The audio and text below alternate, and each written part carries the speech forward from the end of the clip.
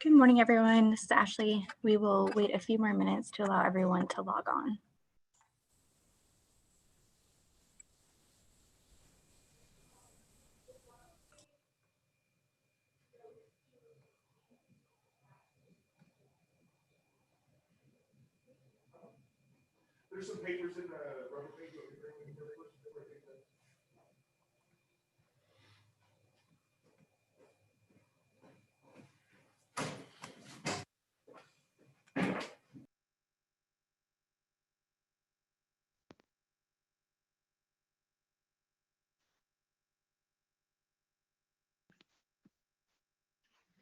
Hey, Ashley, it's Mary Ellen.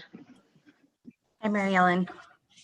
Hey, sorry, we had a slime emergency with my 3-year-old's hair, so that's what just happened. Okay. No problem at all. Let me go through really quickly and make sure we have quorum. Thank you. Thank you. Hey, board members, as of right now, logged in, I see President Lee, Superintendent Hoffman, Ms. Rice, Ms. Crockett, Mr. Swanson, and Ms. Yanoff. Are there any other board members logged on? This is Hans. I'm on. Hi, Hans. Okay. With that, President Lee, you do have a quorum. Okay, then we will go ahead and get started. All right. I pledge allegiance to the flag of the United States of America and to the republic for which it stands, one nation, under God, indivisible, with liberty and justice for all.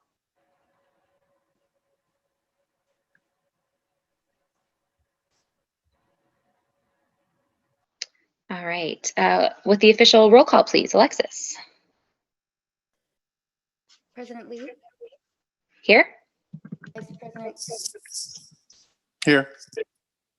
Superintendent Hoffman, Here. Here. Dr. Crockett, Here. Mr. Mason, Here. Ms. Rice,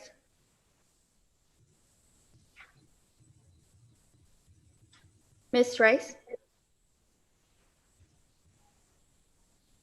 Mr. Swanson, Here. Mr. Twist, Ms. Yana. Here.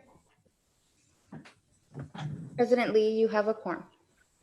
Okay, thank you. Just a few housekeeping things regarding virtual meetings. Board members, please stay muted. And after each agenda item, we'll allow for an open discussion and dialogue first, and then Ashley may go through roll call to see if any member has an additional comment or question if needed to ensure each board member is heard. Also, please state your name before you speak. Charters on the agenda will stay muted until the item is considered. We will ask if the charter is available, and if so, the charter can unmute themselves at that time. The general public is viewing the meeting via a live stream. Also, before we get into the superintendent's report, we did have a request to move an agenda item, so I'm going to go ahead and just do that so we can have that taken care of. Due to a scheduling conflict, Painted Desert is requesting that their item be considered last to ensure that representatives are available to address the board. So I'm going to go ahead and do that motion. I move to move agenda item J1A and to place it as agenda item N for the board's discussion and consideration. Is there a second? President Lee, this is Hans. I'll second. Thank you. Okay, with that, Alexis. Vice President Close, Aye. Superintendent Hoffman, Aye. Dr. Crockett, Aye. Mr. Mason, Aye. Ms. Rice, Aye. Mr. Swanson, Aye. Ms. Yanoff, Aye. President Lee. Aye. Motion passes unanimously. Great, thank you guys. Okay, moving on, superintendent's report. Superintendent Hoffman. Thank you. Good morning, President Lee and board members. I want to first take a moment to acknowledge the different lands that we occupy today. My own home sits on the O'odham and Hohokam lands. Last week, I delivered my annual State of Education address to the Senate Education Committee. The address covered a range of issues emphasizing the need for sustainable funding for schools so that they can continue supporting families and be the leaders in our state's recovery from COVID-19. A full text and link to the recording can be found on our ADE Communications website. Tomorrow, I will deliver my second State of Special Education address to the House Education Committee So that's tomorrow at 2 p.m. In the State of Education address, I also announced that ADE is using a portion of our CARES Act set-aside funding to provide $1 million in funding to our Office of Indian Education, which serves students from all 22 federally recognized tribal nations in Arizona. These dollars will be used to help advance the Office of Indian Education strategic plan, including providing students with culturally responsive resources, increasing pathways for Indigenous educators, and strengthening the communication and collaboration between districts and sovereign tribal nations in the tribal consultation process. Also, a quick reminder that our COVID-19 school learning model tracker has been updated for February to reflect updates in learning models from all of our districts and charters. This tracker is updated once a month, and the data is self-reported by charter and district leaders.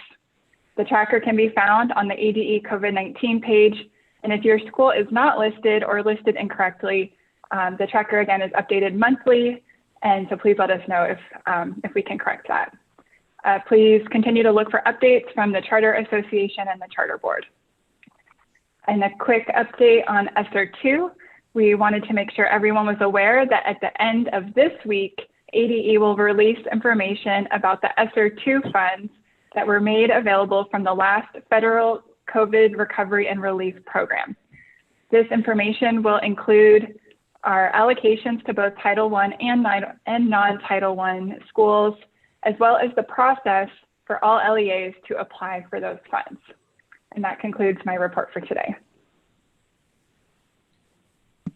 Great. Thank you so much, Superintendent Hoffman. Board members, are there any questions for the superintendent? Okay. All right. Next agenda item, Executive Director's Report. Ashley. Thank you. Good morning, President Lee, Superintendent Hoffman, and members of the board. As an update on board actions and legal matters, the board issued a notice of intent to revoke in November for Pinnacle Education Keno. A hearing date has been set with the Office of Administrative My name is Steve Berdakovich. I'm part of the session today. Oh, Ashley, is there a way for us to mute that? Yeah. Hi, Steve. We will go ahead and continue. Thank you. I think we're good. Okay. Sorry. No problem. So a hearing date has been set for Pinnacle Education Keno with the Office of Administrative Hearings for February 18th and 19th. For actions regarding— now, because I've got mute. Hey, Dan, can you go ahead and make sure everyone is muted, please? Yeah, it's, I believe, muted.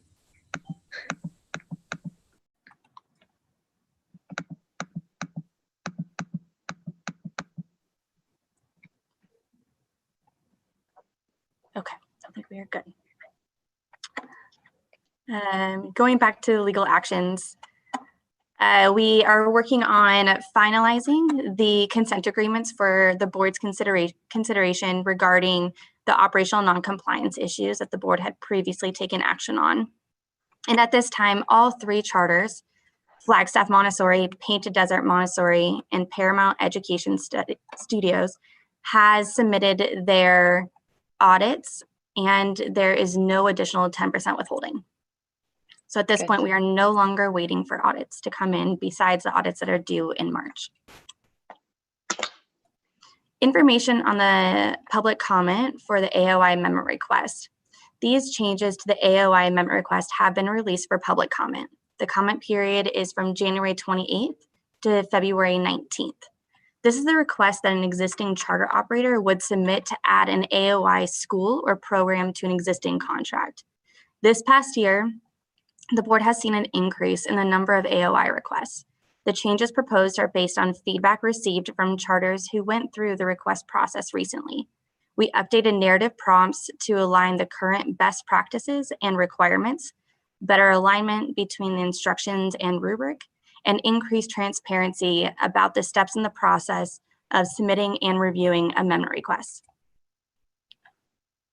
Language was revised to require documentation of an explicit written curriculum, including alignment to Arizona's academic standards, and content and skills to be taught in all content or core content areas for a full academic year. This change better aligns with the documentation required during the board's review and site visit process. This change replaces the curriculum planning documents and creates a more meaningful and comprehensive way of capturing the AOI's curricular choices and alignment to standards. Today, the board is considering the new charter application package for applicants who wish to have an AOI.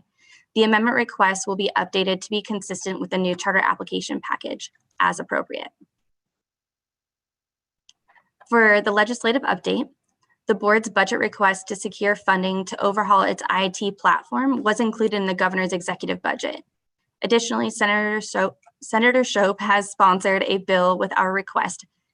That bill, SB 1422, will be heard in Senate approach this week. With regard to accountability in A through F letter grades, HB 2402 and SB 1178 would pause a state's A through F letter grade accountability system for 1 year to allow the education community to better understand the data surrounding student achievement during the pandemic. Testing will still be required and data will be available. HB 2402 passed out of the House and awaits action in the Senate, and SB 1178 is awaiting a final vote in the Senate. There are many pieces of legislation as well that would change the landscape for online learning. Board staff will provide additional information on those bills as well as others as the legislative process continues. Board members, I will name newest members. I will go through each of them individually and have them introduce themselves to you at this time. Rebecca, I'm going to start with you if you want to go ahead and unmute yourself and you can introduce yourself to the board. Hello, good morning. I have joined the board as an education program specialist in the past month. Previously, I've had the opportunity to support Title I schools grades K through 12 in both rural and urban settings as a director of operations for about 8 years. Thank you, Rebecca. Ben. Hello, everyone. My name is Benjamin Miner. I'm an education program specialist with the board and have been since earlier in 2020. In the past, I taught for 17 years in Arizona, high school and post-secondary, including small and large charter networks, primarily an English teacher. Thank you. Thank you, Ben. And Leah. Good morning, everyone. My name is Leah Hamilton. I'm joining the board as an education program liaison. I'm coming from the federal side of childcare, providing high quality customer service with parents, and I was also lucky enough to work on the compliance side. Thank you. And Lori. Good morning, everybody. I'm Lori Reed. I'm an Arizona native, and I'm serving the board as an accountability specialist. I have my bachelor's in general education and with an emphasis in speech pathology and audiology, and my master's in cross-categorical special education. I was in the classroom for nearly 20 years as a general education teacher as well as a special education teacher, and I'm proud to serve the board now. Thank you. Thank you, Lori. And Erin. Hi, my name is Aaron. I'm another Arizona native. I actually have been with the board for just short of a year, starting I think tomorrow actually, be a complete year. I'm an administrative assistant here, and it's been a pleasure working with you guys. Thank you so much. Thank you.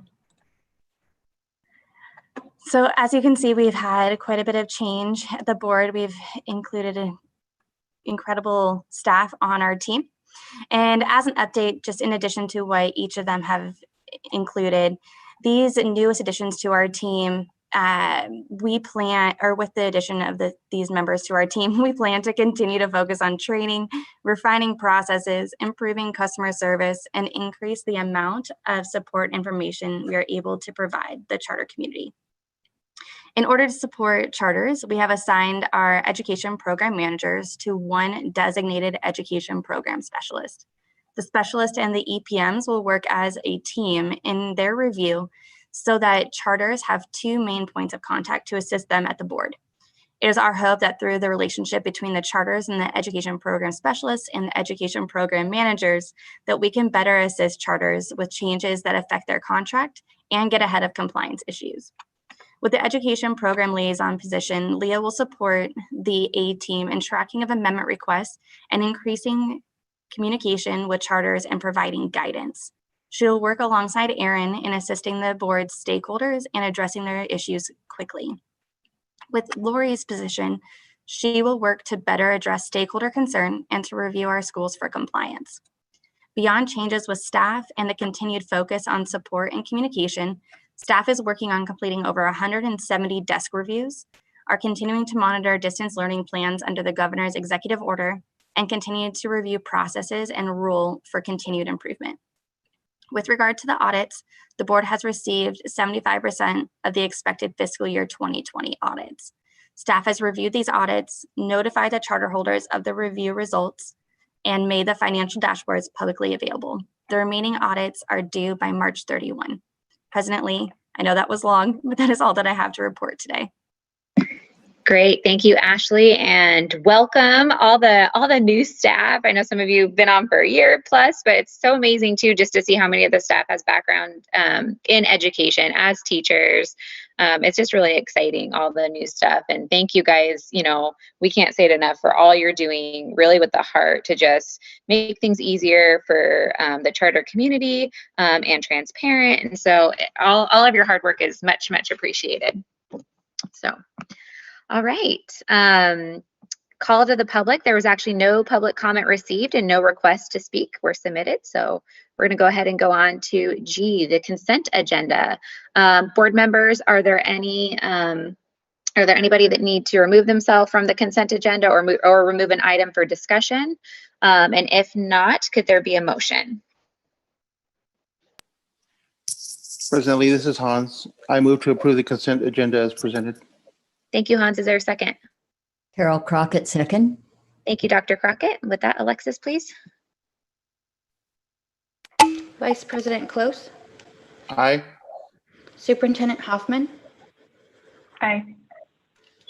Dr. Crockett, Aye. Mr. Mason, Mr. Mason, Aye.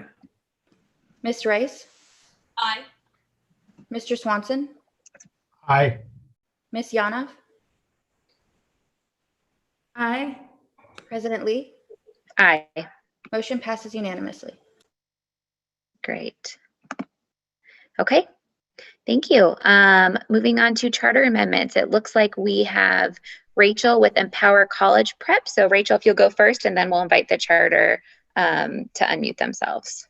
Sounds good.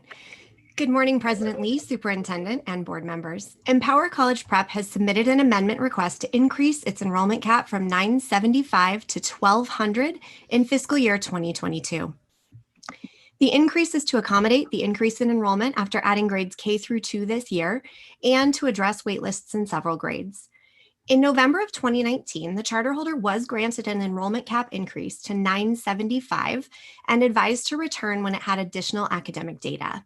Because statewide testing was canceled in 2020 due to COVID-19, the charter holder has provided internal benchmark assessment data for the board's review and consideration. The charter holder does not meet the staff recommendation criteria because Empower College Prep does not perform at or above the average performance of nearby schools in ELA, and Empower College Prep High School does not perform at or above the average performance of nearby schools in ELA and math. It is important to remember those are proficiency scores that is based on. As I mentioned, the charter holder provided internal benchmark data in the submission. This data is included in Appendix C. Board staff has briefly reviewed the data, and I will provide some very brief information about what was found. I know the charter representative is on the call and prepared to do a much deeper dive if the board would like additional information. In a brief review of the data, board staff found that in fiscal year 19, the year in which this charter's letter grade was issued, student benchmark Benchmark performance levels showed declines in between the pre and post test in multiple grade levels in ELA and in 8th grade math. However, in fiscal year 20, only one area, 4th grade math, appears to show a decline between the pre-test and test data from later in the year. I will let the charter representative address any additional information related to the data, but I am available for any questions you have at this time. Great. Board members, are there any questions for Rachel? Okay.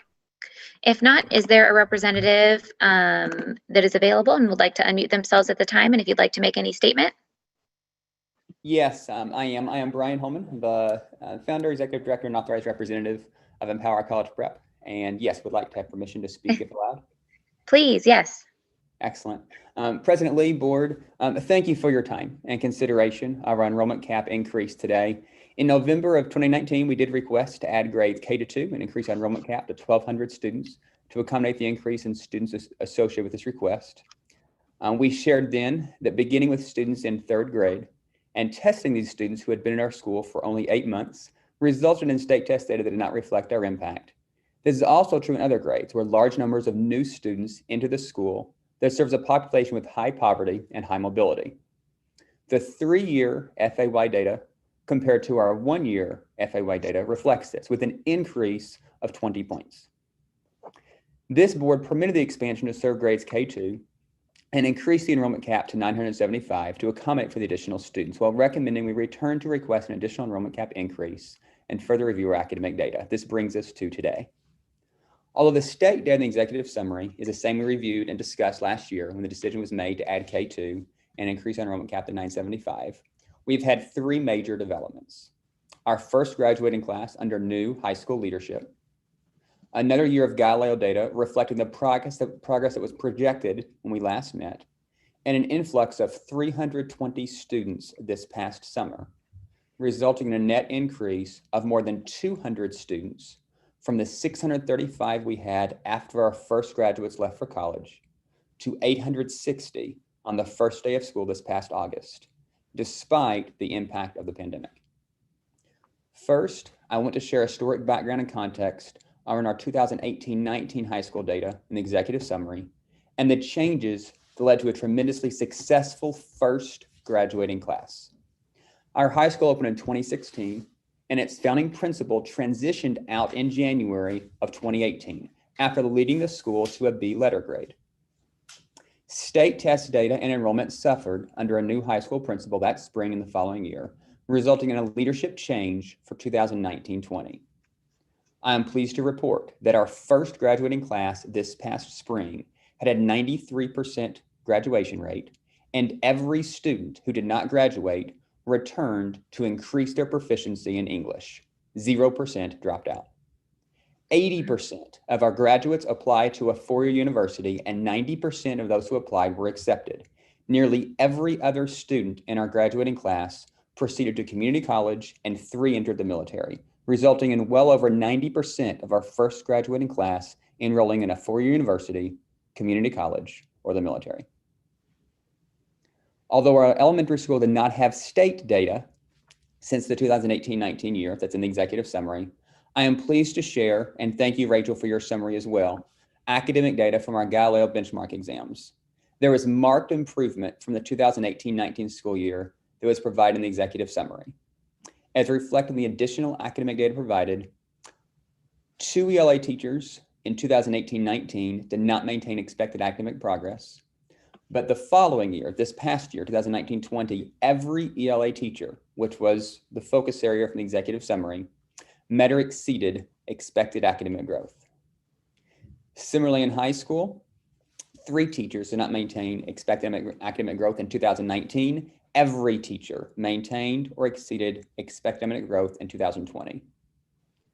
Pages 9 to 12 of the additional academic data provided reflects the growth from the pre-test to post-test last year. Most notably, and kind of in summary, the projected ELA pass rate in the elementary school jumped up 10 points from 21 to 31. And this is while still testing students after being in our school only 8 months.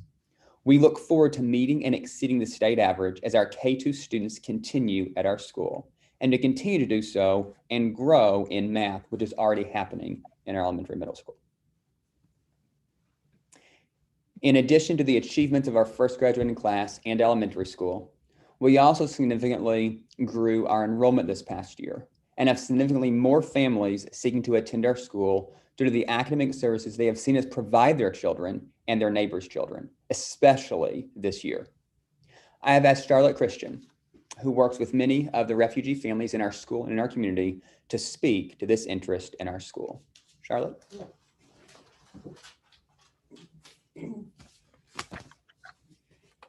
Good morning. I have a picture, I think, that really depicts the inclusivity of this school. And I've worked with refugee kids about 6 years. And Bruhan and his mother were invited to the ceremony at the school a couple weeks ago. And she, in a full burqa, and he, in his little gray suit, showed up and were welcome and included. And you can't imagine the effect that had on their family and their surrounding community, because the mother went back and told the other people about it. Now they want to enroll 7 of their children here. The nurture of the teachers is what I am struck by. And the refugee children are often overlooked and discounted because of their poor schooling. And some of the African refugee kids, especially in high school, get bullied.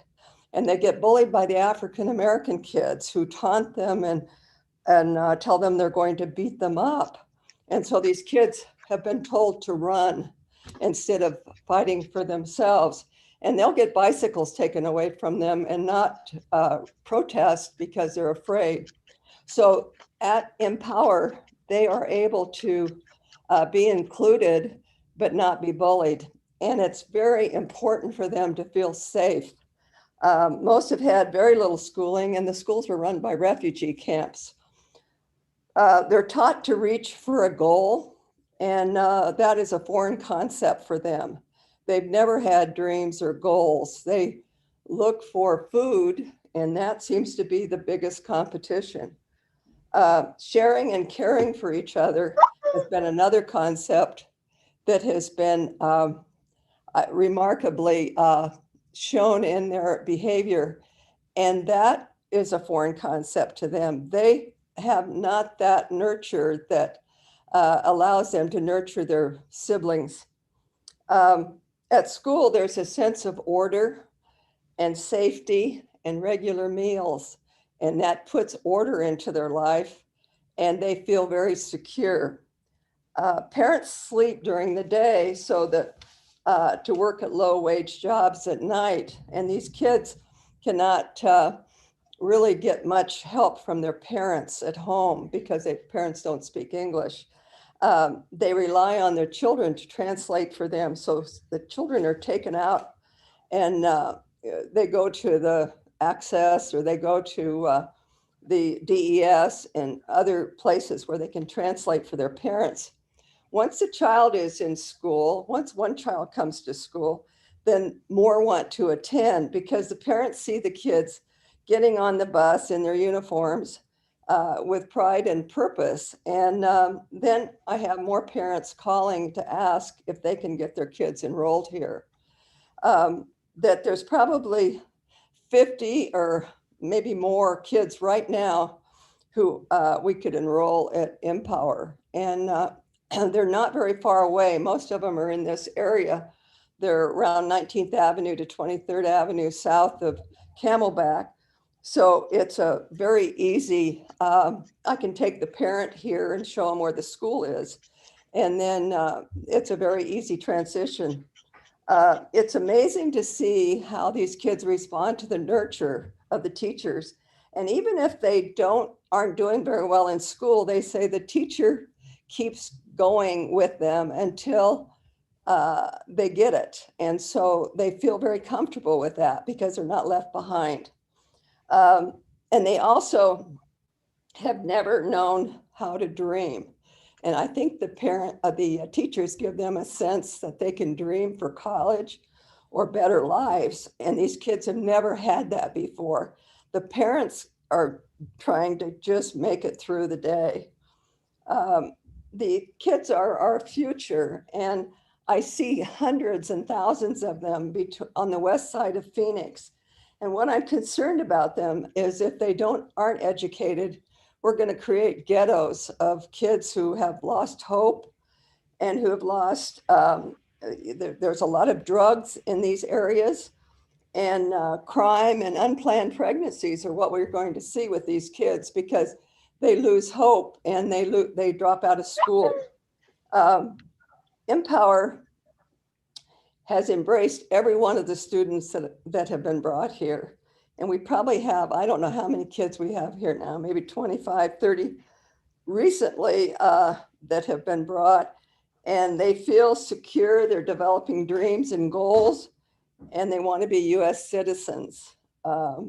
If you talk to some of these students and visit one of their apartment complexes, it is eye-opening and it's challenging for us to embrace them and to make them feel that academics is really important and that they can go to college and they can have a better future. So at the same time that the war most of these kids have been in war-torn countries, that's the reason they're here. And because they've experienced so much trauma that they have not had dreams, and that gives Empower a chance to give these kids hopes and dreams. Thank you. Thank you, Charlotte. Despite the success of both our elementary and high schools, despite the interest from our community, and despite the fact we have just completed building additional classrooms to house up to 1,200 students on our K-12 campus on I-17 in Camelback, without this board's approval today of our enrollment cap increase, we'll have to turn away families as early as this August, when we anticipate our enrollment will exceed our enrollment cap by about 100 students, and by more than 200 students the following year. Based on the success of our school with our first graduating class, the trajectory of our academic result in enrollment, and the present demand from our community, I ask you today to grant the request to increase our enrollment cap from 975 students to 1,200 students.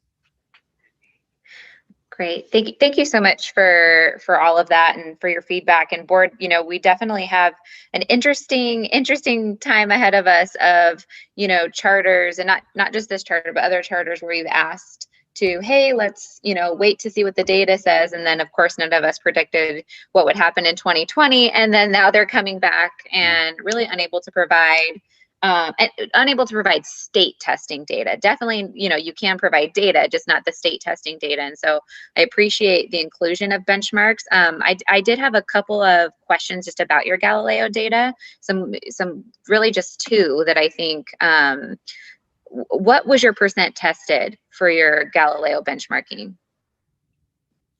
I don't know the exact percentage, but it was close to 100%.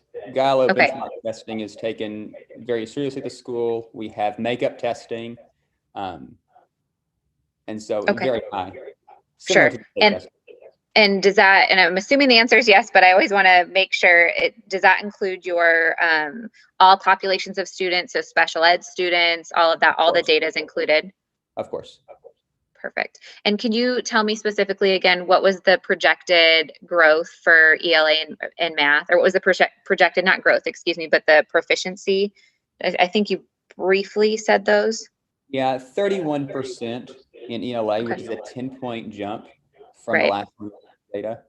And the math was about the same. It was around 40%. I think it was, the state test data was 41, and it was about the same. It's over 40.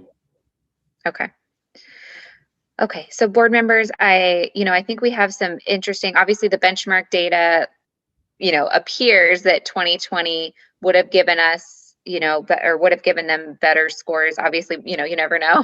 The one thing that I like to see in these situations, and we do see it here, and you mentioned it, is the FAE and how you're doing with students over a long period of time. And I know that you mentioned this, but I did just want to point out to board members, because I think it's very impressive. The 1 year FAE is 28% proficiency, and then 3 year FAE in ELA jumps to 49. So yeah, you're looking at a 21% increase in ELA, and an 18% increase in math. So an overall increase of about 19% when you look at all school. I wish we had state testing data, to really feel super confident about this decision, at least from my perspective. That being said, I think with the Galileo, I think with the FAE, I think with clearly, you have a target population that you're addressing in your community, and then with projected enrollment, I like to see that we no longer, the data that we were looking at last year even had kind of a declining enrollment trend, and clearly that's not what happened from FY20 to FY21. Right. And so, I mean, that's a big difference too, kind of coming before us with an increase in enrollment, the numbers that you're talking about. And so I just appreciate you working with the board, getting the data, coming back, kind of having a great attitude along the way. It means a lot that, to us, and makes it easier for us to work with. So we appreciate that as well. I know where I'm at. Board members, are there any other questions or points of clarification or anything that you'd like to ask? President Lee, this is please. Yeah. I want to. You pretty much said what I'm thinking.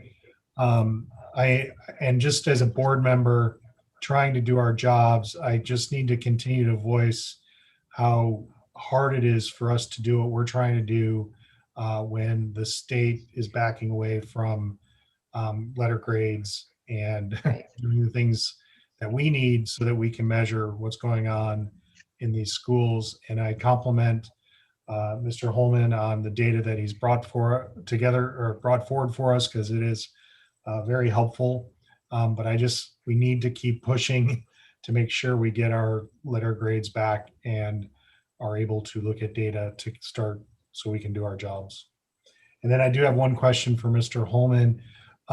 Where are you guys at? And if I missed it, I apologize, but on AOI with the pandemic and all of that. I want to make sure I understand your question. You asked where we are at, and I started to give you the address, but then you said something else. Did you say AOI? Yes. Got it. We did not submit for an AOI charter. We are using the structure allowed by the state to submit a distance learning plan that allows students to participate both online and on site. And so teachers have been on campus ever since August 10th.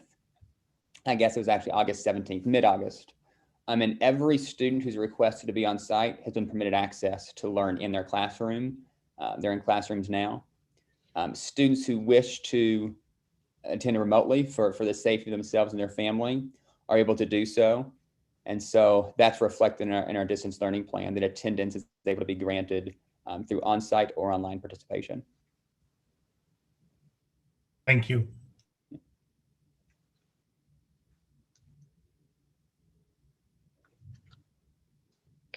Board members, are there any other questions? Thank you, Mr. Swanson.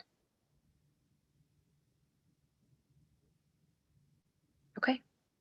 If not, is there a motion?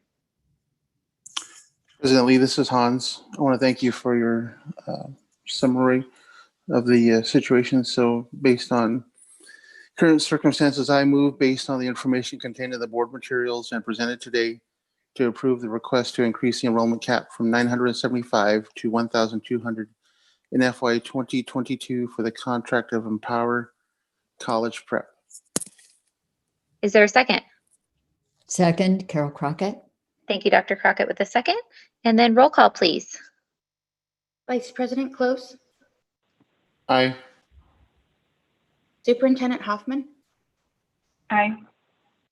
Dr. Crockett. Aye. Mr. Mason. Aye. Ms. Rice. Aye. Mr. Swanson. Aye. Ms. Yanov. Aye. President Lee. Aye. Motion passes unanimously. Great. Thank you, Mr. Holman. All right. Next up, we have the Charter Foundation, Inc., and Rachel's going to give us an introduction, please. The Charter Foundation, Inc. has submitted an amendment to add an Arizona online instruction program to its charter. If approved, the program will serve grades K through 12. This request was reviewed for substantive completeness by Rio Salato. This includes evaluating the submission against a rubric and demonstrating proficiency with the AOI program through a virtual demonstration. The Charter Foundation, Inc. met the scoring expectations of the rubric and Rio Salato's team. I'm available for questions if there are any. Great. Board members, any questions for Rachel before we invite the charter? Okay. Then is there a charter representative with the Charter Foundation? If so, if you could unmute yourself, please state your name for the record. And then if you have any statement, now's the time. Yes, I'd like to begin. My name is Steve Radakovich. I'm the Assistant Superintendent for Support Services for the Charter Foundation. With me today, Ms. Courtney Brarin, who is our Superintendent for Instruction, and Deacon, who is our IT specialist. I'd like to start by saying that we recognized beginning in March the need to approach distance learning and realized at that time that AOI would be a continuation of the same program and have been working with, actually doing distance learning since last August, and simulating and working with an AOI curriculum for most of the year.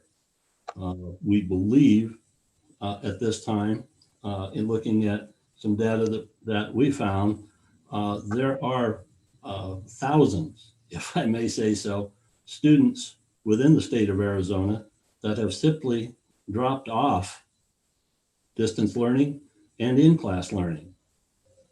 And we hope to be able to find more of these children and show them a methodology to use at home or in the classroom to get them back within the system. So that's our basic goal. We have gone back into the classroom at all 4 of our schools as of this week, and we are allowing that student population, okay, the ability to come to class and or participate in the distance learning program, which we've had since last August. So, you know, I'm very comfortable with our ability to provide this service to people. I'd like to have Courtney Brarin, if she would, talk for just a second about the curriculum and how we're doing with that curriculum. Courtney, are you with us? I am. Thank you, Steve. Thank you, board, for your time. First of all, the charter has understood the need when to address the pandemic, we needed to provide a safer environment for both teachers and students. And so as a part of that, in March, we started that process. And by August, we had solidified an LMS. We solidified a manner for us to be able to stream class into home. So we have a streaming capability. It allowed us to communicate with families. We have multiple measures for that, but it allowed us to address each individual student. It also allowed us to do intervention times.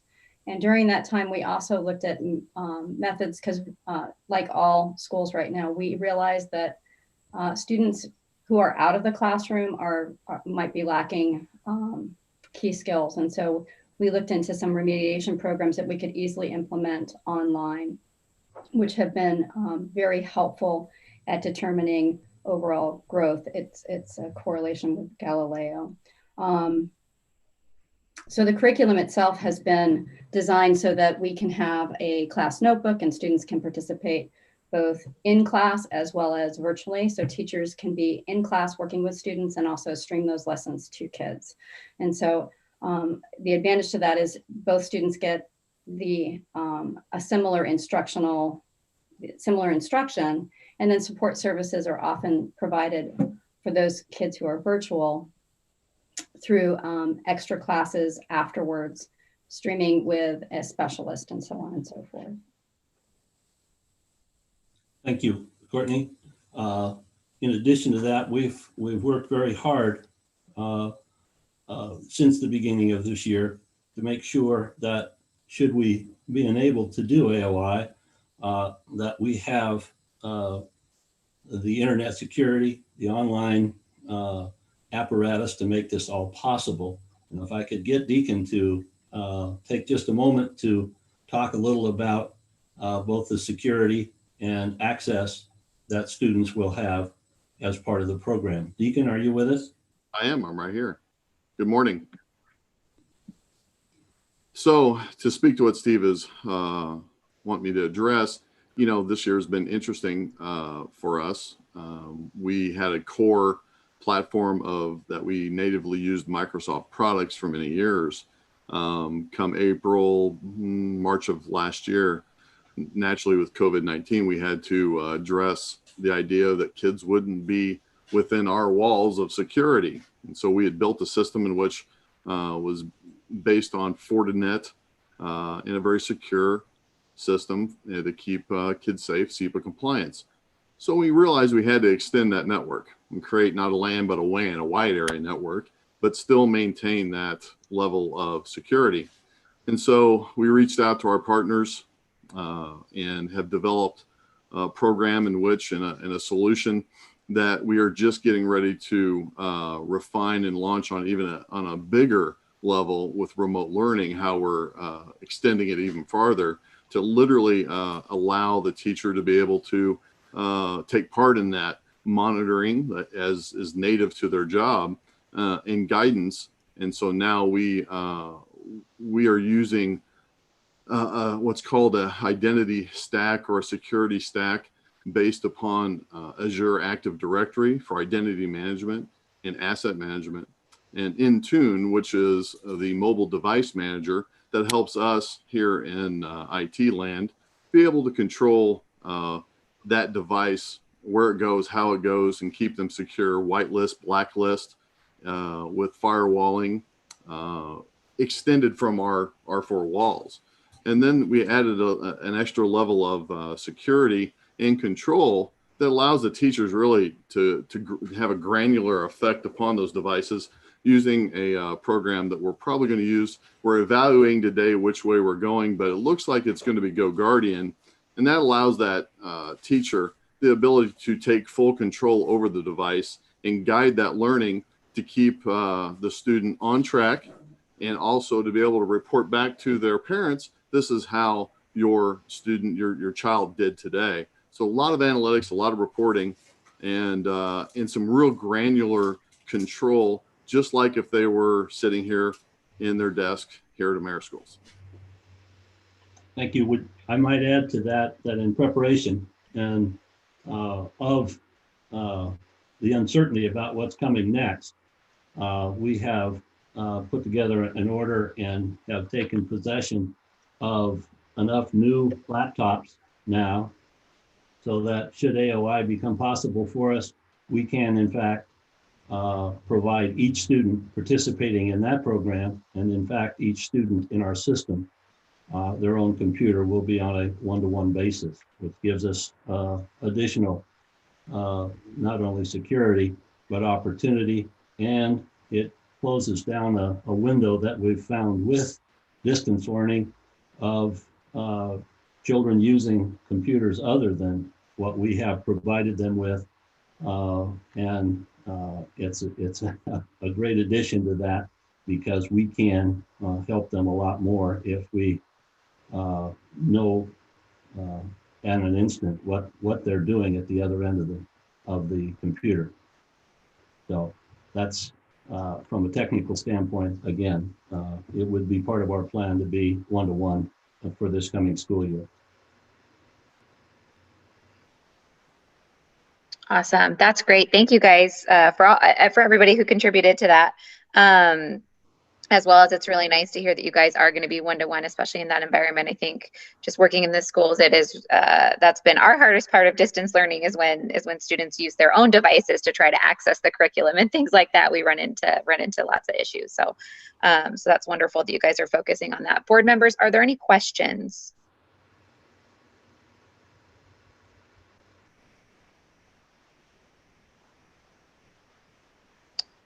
I just have one, maybe two. What are you, and I know I read the executive summary, but I always like to kind of get this out there. How do you plan on servicing students with special, special ed accommodations? Courtney, maybe you can answer that for us. We're to a certain, to a great degree with distance learning, we're doing that now, but I'll let Courtney talk to that. Great. So looking at our current special ed population, we have approximately 60 students throughout the state that have that need. And currently we have one-on-one where the special ed teacher actually meets with students one-on-one. We also have social groupings that have taken place, and then we also have students who are in the building.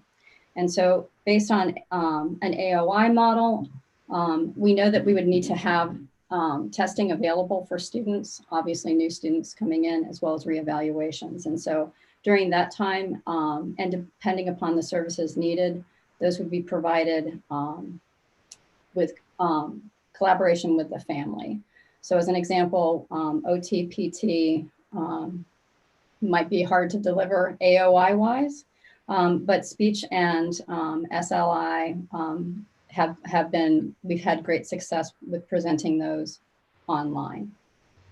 And so we're able to meet with them one-on-one and in small groups, as well as in social settings, because we have several students who need the social settings of that.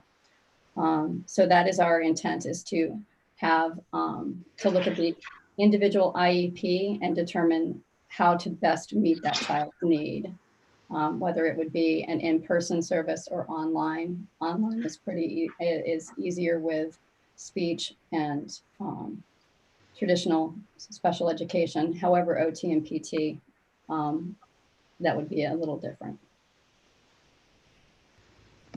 Great. And how do you, so for state testing, that has to be done in person. So are you going to have space in your building for AOI students to do state testing, or, talk to me about that just a little bit. So the answer to that is yes, we have space in our buildings to do AOI testing. I think that we actually have computer labs and so on and so forth. Obviously with social distancing right now, this is something that we're trying to figure out for this year. But students would meet us at the school at certain predestined times that worked for families. I think that's the bigger issue. And then they would be able to test so that they had a secure environment. Because with any kind of state testing, including EL, and we've had students come in for EL testing. So those students who have been in the virtual classroom since the beginning of the year have come in for their Azella testing and so on and so forth. And they've been, it's at a time when the parent feels comfortable, especially during this time of the pandemic.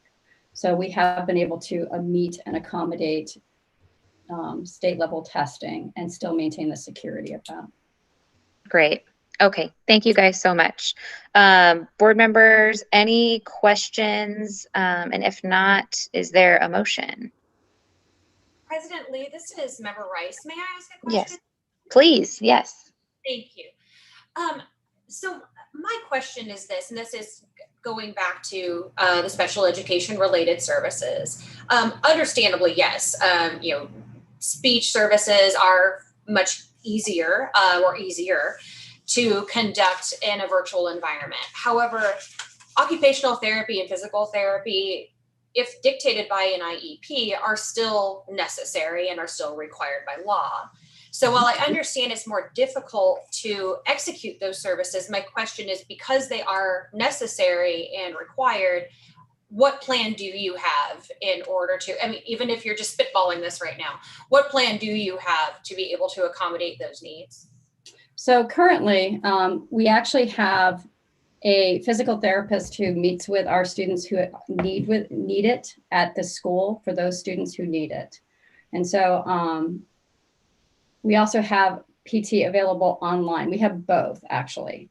And that's based on parent comfort level. But I think that our intention would be to either have the PT, OT go to the student, work with the student in some fashion.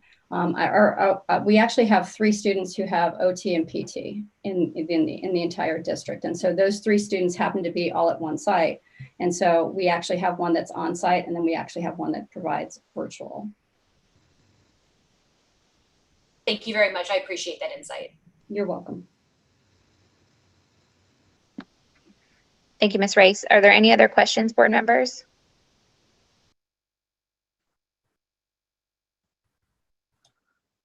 Okay. With that, is there a motion? President Lee, this is Hans. Go for it. I move, based on the information contained in the board materials and presented today, to approve the request to amend the charter contract of the Charter Foundation, Inc. to add a probationary online school under ARS 15-808 to serve grades K through 12 beginning in FY 2022. Is there a second? Second, Ms. Rice. Thank you, Ms. Rice. And with the roll call, please. Vice President Close, Aye. Superintendent Hoffman, Aye. Dr. Crockett, Aye. Mr. Mason, Mr. Mason, oh, Ms. Rice, Aye.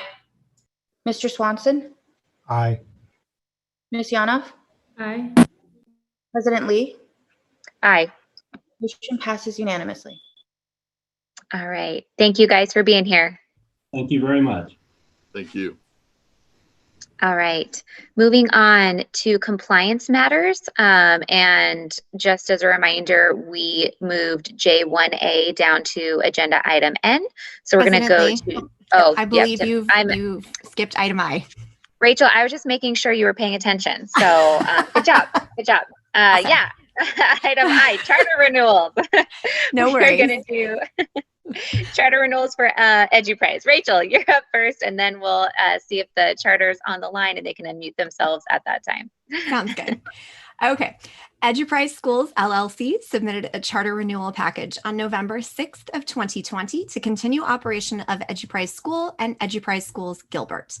EduPrize School serves grades K through 8, and EduPrize Schools Gilbert serves grades K through 12 with a combined enrollment cap of 4,200. As part of the renewal process, staff conducted a virtual academic systems review and compliance check on January 12th of 2021. The charter had one compliance issue related to excused and unexcused absences, and this issue was brought into compliance on January 25th of 2021. The charter holder currently meets the board's academic, operational, and financial performance expectations. I'm available if you have any questions.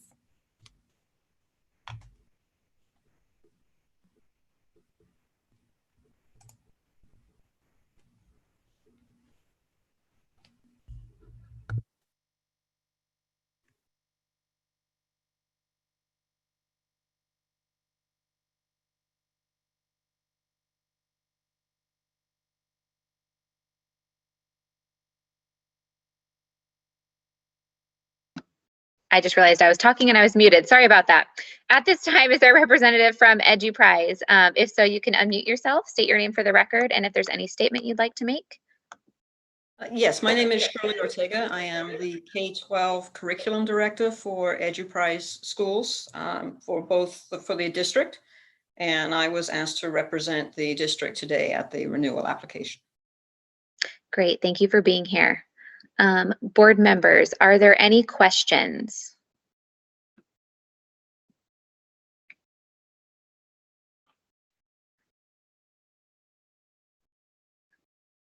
Okay. Yeah, I don't think I have any questions either. The FAE, we have increase in FAE. We have schools with A letter grades. Proficiency is above the state average. So great job. With that, is there a motion?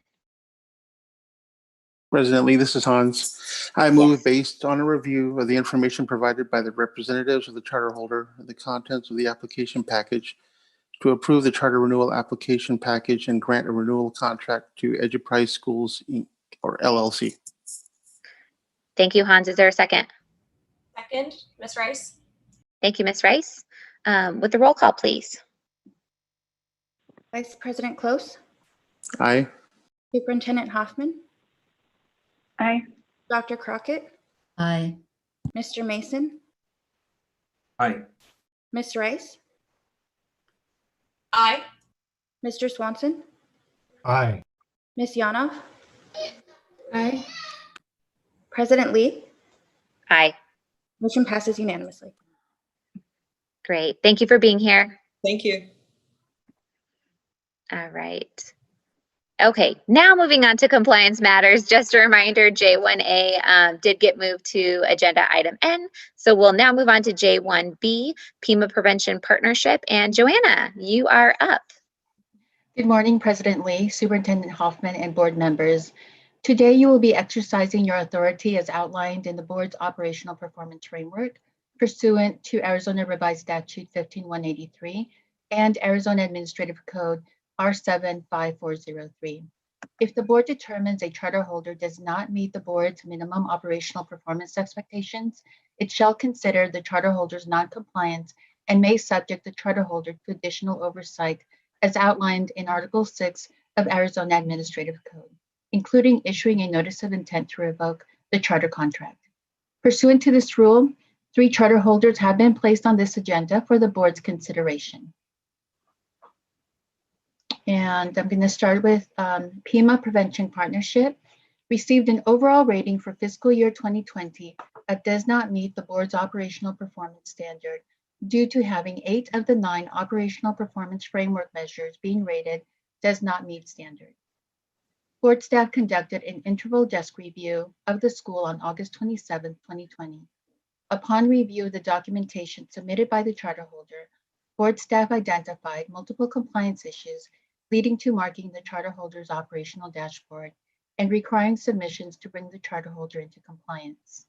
The issues identified deficiencies in maintaining the mission statement and board membership in alignment with the charter contract, policies related to enrollment practices, maintaining current facility documentation, maintaining educational work experience for staff, and submitting documentation timely to the board. Outside of the issues identified during the interval desk review, the charter holder was also out of compliance for not submitting its complaint response to the board and reports to the Arizona Department of Education, the annual financial report and classroom site narrative by its scheduled due dates. The charter holder was granted a 15-year new charter in 2010. The charter holder operates 1 school, Arizona Collegiate High School, serving grades 9 through 12 in Phoenix, and is designated as an alternative school by the Arizona Department of Education. PIMA Prevention Partnership is a non-for-profit incorporated in 1991 for educational purposes. The charter holder is associated with 2 other charters, which operate in total 3 associated schools. On February 5th, 2021, the charter holder submitted a school closure request for one of their high schools in Tucson, PIMA Partnership Performing Arts High School. This school currently has an ADM of 2.008. Currently, the school closure amendment request is under review. And again, it's for one of the schools in Tucson that is under one of the associated charters. The charter representative, Ian Kidd, is here to address the board and or answer any questions. But before that, do you have any questions for me? Board members, are there any questions for Joanna? Okay. If not, then if there's a charter representative, if you could please unmute yourself at this time, state your name for the record, and any statement you'd like to make. Good morning. Good morning. Can you all hear me? It's a little hard, but if you just talk real loud, I think we can hear you. We're in our PD room. So how does that sound now? That's better. Okay, I just had to move a little closer. So good morning, President Lee, Superintendent Hoffman, members of the board, the charter board staff. Thank you for this opportunity to address the concerns about PIMA Prevention Partnership, doing business as Arizona Collegiate High School, and our operational dashboard and the issues of non-compliance. Again, as Joanna had mentioned, I mean, all of these items have been brought back into compliance. And again, we did this, I think, in a prompt manner. It is true that operational dashboard for Arizona Collegiate High School does not meet the standards. However, it doesn't tell the full story of where we are and how we got there. So, Madam President, with your indulgence, I'd like to take a couple of moments to kind of tell the story of how we got to where we are today. Go for it. So as Joanna had mentioned, Pima Prevention Partnership is a nonprofit organization. We were founded in 1992 by Harry Kressler as a prevention organization for Tucson's at-risk population. And again, under his stewardship, they opened up the high school in 2002. From there, they opened up a Sin Puertas, which was an adolescent drug treatment program in 2004. In 2008, he opened up the Pima Partnership Academy. Again, it was found that the high school was serving the at-risk students that have some substance abuse issues, and it was a place for kids to spend some time and provide that opportunity as well. And they also opened up a substance abuse program in the Marshall Islands in 2009. And in 2011, he opened up Arizona Collegiate High School in Maryvale in Phoenix to provide the same opportunities for those at-risk students. In 2016, we did a corporate merger with Cope Community Services. So that was one of the big transition pieces.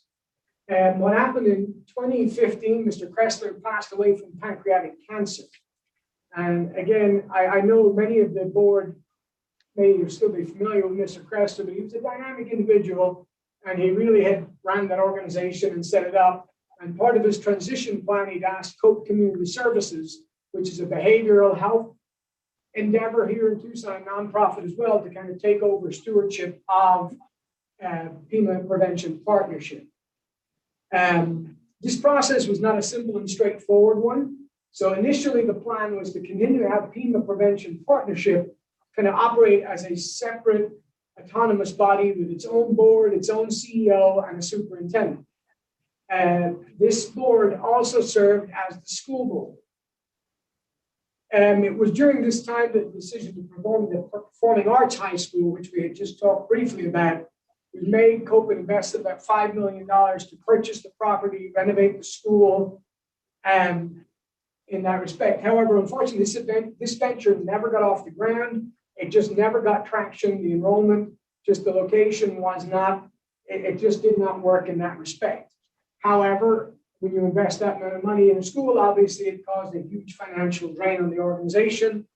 And as we mentioned, we had tried to move that school this year and we were unsuccessful. So I did file the paperwork to close that school and begin that process. And I said, we'll work with the charter board staff. And we've talked to Ashley and everybody up there to make sure that we can figure out how to do that in conjunction with the Department of Education.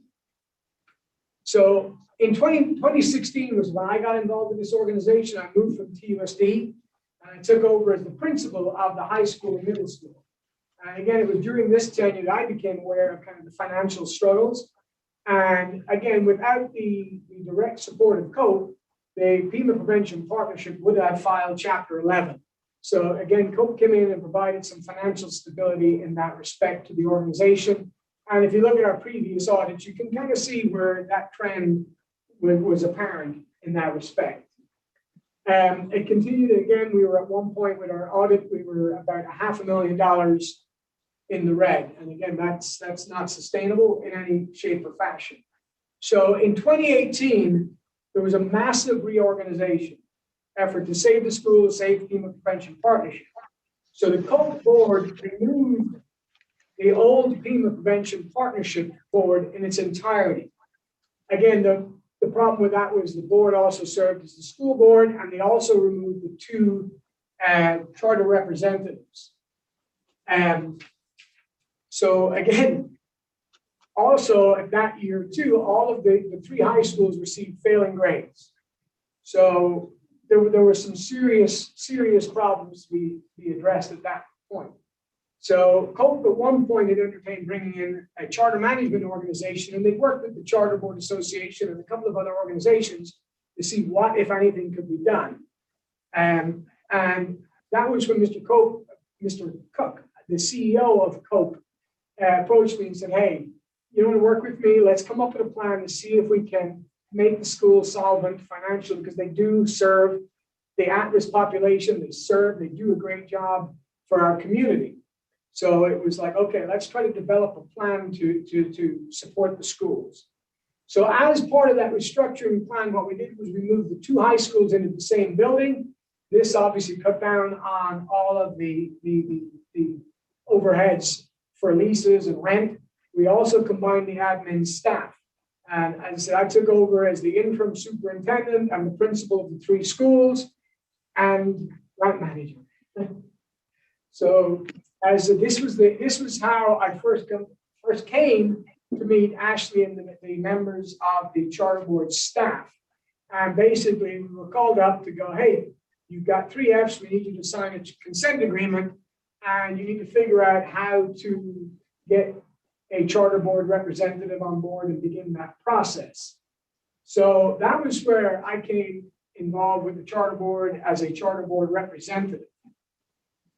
And so again, it took many months of back and forth and trips up and down to try to figure out what the organizational structure was going to look like. And we had to build boards from the ground up, from brand new, basically in that respect. Again, the issue was too, we had to revise COPE's bylaws, they were the sole member, and we had to create a corporate board for PPP. And then we also wanted to create a school board in and of itself as a standalone. Again, what made it even more fun was each of our schools, when they were created, were their own LEAs. So everything has to be done in triplicate. So again, we had to remove the old members, we had to add new members.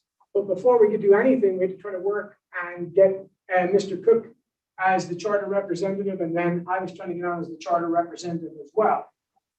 And once, again, we finally got the corporate board aligned with the Arizona Corporation Commission, we had to begin that process of aligning it with the charter board and submitting all of the paperwork for that. And as you know, this is not a 5-minute task. It's a complicated process. We had to remove like a 7-person board. Everything was done in triplicate. And I discovered as well that if anything is out of alignment with the ACC, then all of the other amendments are kicked back and it stalls. And it's quite the process in that respect. And again, I've got to say thank you to all the members of the charter board staff in trying to figure that process out. And so that same year, we also received notification from ADE that our chart of accounts was not in compliance. And we were identified as a school being in the bottom 5% for our AC merit scores because the previous superintendent and the predecessors, they hadn't filed alternative school status, so they were graded by the standard format. So that was the starting point in rebuilding our schools of where we started from. Again, that first year, we obviously had to make sure we got our school letter grades up. And I am happy to inform the board that those schools have an A and a B, 2 Bs and an A, and again, under the alternative ed classification. But we also, again, enrolled with ADE in the Elevate Leadership Program. So that was a 2.5-year leadership program, again, looking at all the different systems to operate schools. So we enrolled our leadership team in that program. Again, one of the things we discovered, if you start a new organization, you build it from the ground up, very often it's a lot easier. When you're trying to refine systems and that you come up against it, but that's the way we've always done it. And that took some time and effort in that respect. So our first step was basically, we got into the leadership program with the Department of Education. We also then worked with the finance department from TUSD. We worked with the Pima County Superintendent's Office and their CFO on building a chart of accounts. So we built an entire chart of accounts that very first year in alignment with the Department of Education's system. So that was one of our first tasks, was to rebuild our financial system. So we basically did conduct an internal system review, and that first year was focused on getting into compliance on that and also turning around a $500,000 loss. And Mr. Kidd, I'm so sorry. What year was that you did that? This was last year, 2018, 2019 school year. And was that before the newest audit was submitted for the 20 school year, or do this still, okay. We have one audit that was submitted last year, and I'm going okay. to So I'll come to that, how we had some system errors there as well. So Okay. what we did was we also had a complete overhaul of our IT system. So again, we were paying way over the market value for our IT system. And I worked with one of the ADE specialists for the E-rate program too. We were a couple of 100% over the going rate on that too. So we had a lot of systemic systems to try to put back into place. And we also were we had Coke Community Services, their finance department, start to try to take that transition away from FEMA Prevention Partnership finances in that respect. So again, that first year was the getting back into compliance with the letter grade and also the finance. The next year, which was this year, we looked at building the student systems. So with AD support and the school improvement, we hired principal, we had instructional coaches, a curriculum specialist were brought on board, again, to try to, we'd stop the ship sinking financially, and now it was to build those systems and start everything moving again and putting in the systems in place. Because again, at that point too, as Ms. Bergen, I was way overextended too in that respect. So we brought on a new teacher evaluation system. We've rebuilt the school websites, and that was part of where you'll see the compliance issues. As we built brand new websites, there were some pieces of the puzzle where we didn't get some information transitioned over. We have also onboarded a brand new student information system. We used to use Schoolmaster. It was being discontinued. So this year, over the summer, we brought on a new student information system, a new student testing system, and a learning management system, all in the midst of COVID. So again, I will tell you personally, the transition from a school leader, from a principal to a charter representative was an incredibly steep learning curve for me personally. Again, understanding all the nuances of compliance, all of the reporting pieces, this was a brand new endeavor for me personally. And, really there wasn't much formal training and support available in that respect. Most of my training came from every time I would visit the school in Phoenix, once a month or twice a month, I would stop in to the charter board. I would meet with Rachel and Ashley and Mary, and they would kind of hold my hand and walk me through it. And again, I'm very, very appreciative to them for all of their support and help with that, because there was no way I would have been able to do that without their support and help. Unfortunately, too, and again, that's part of the process with COVID, we could no longer meet, and kind of that support was no longer there as well. Let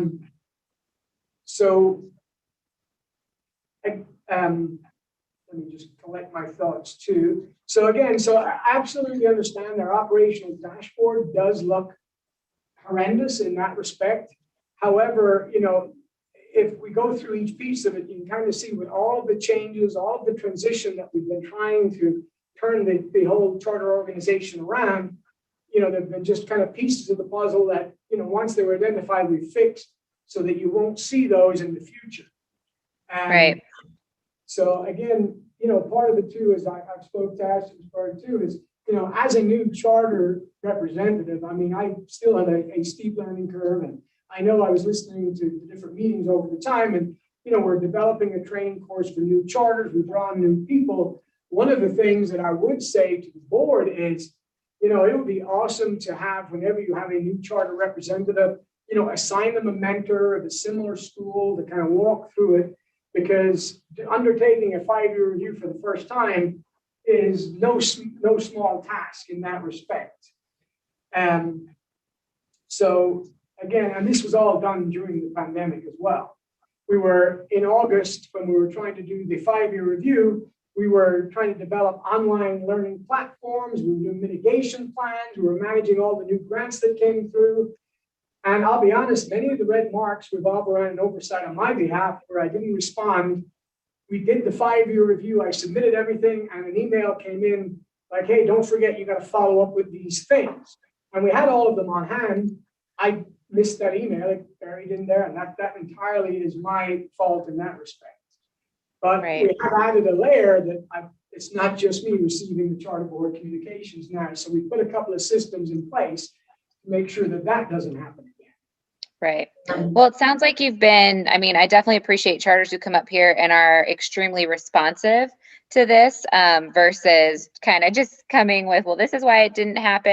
And so I appreciate, it sounds like you really have come and done, you know, a big undertaking. And obviously, thank you, board staff, for being willing to meet and do all of those things. It's always good when we hear from charters in regards to that. The main question that I have, because you did a thorough response, was just about the minimal, the consistent issues, you know, that have started in 2017. I believe it was 2017, 2018, and 2019 was the minimal findings.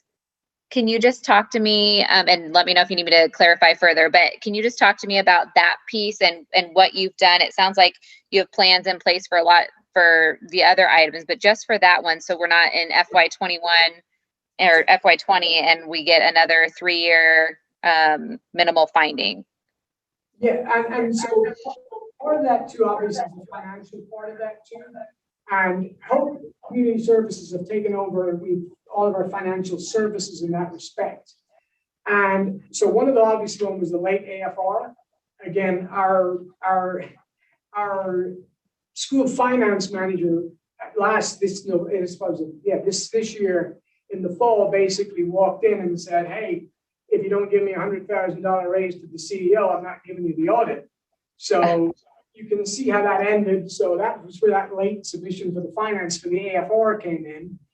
And it was like, I have to give serious credit to our finance team that in the space of 2 weeks, working with the Pima County Superintendent's Office, with ADE, with everybody, we managed to learn how to build 3 AFRs and submit them in 2 weeks. So that was an insane process that I'm much smarter for in that respect and have a greater respect for the finance team. As part of the transition, to take a long way to answer a short question, was we also changed our auditor. Mr. Paul Addington was brought on board, and he is familiar with charter schools. And I know Andrea, Ms. Haber, has worked with Mr. Addington in the past. And so last year, with those findings, he made a lot of recommendations. And one of the issues we kept having that recurring were the journal entries. So again, that whole finance process has been addressed. And our audit is almost finished, and we had hoped to get it submitted before this. And Ms. Berry actually had asked me like where we were on that. We are pretty close to getting that submitted. We do have that March deadline, but those findings are not recurring from what I've talked to Mr. Addington so far. Is that has been addressed. So our accounting practices, the way we were booking revenue and expensing it is much cleaner now, and I don't foresee that being an issue in that respect. So again, Madam President, that's that whole, we have to rebuild the finance pieces little by piece, little piece by little piece. And, you know, we put in a new school finance person, and we've made some good changes in that respect to make sure that our accounting practices are sound. Right. Well, yeah, I do. I appreciate all the help that you've reached out for, it sounds like, to just get, you know, ADE with the state board. I know that you've answered my questions thoroughly. Board members, obviously, I don't know how, you know, how the rest of the board is feeling, but personally, this is what I like to see when charters, you know, come before us with these issues, is that they've had a proactive plan prior to the findings, and it seems like there's been a lot of transition, but that you're not before us just blaming the transition, but saying these are the steps that you've already taken, which gives me confidence that moving forward with you as the charter rep, that we're not going to see you again, you know, for this same thing.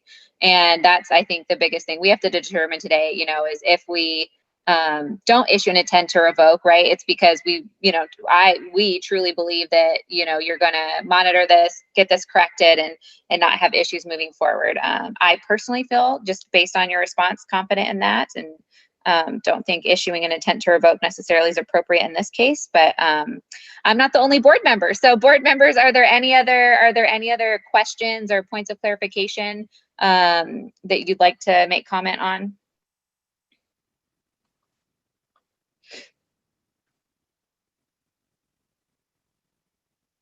Okay. All right. With that, then, is there a motion?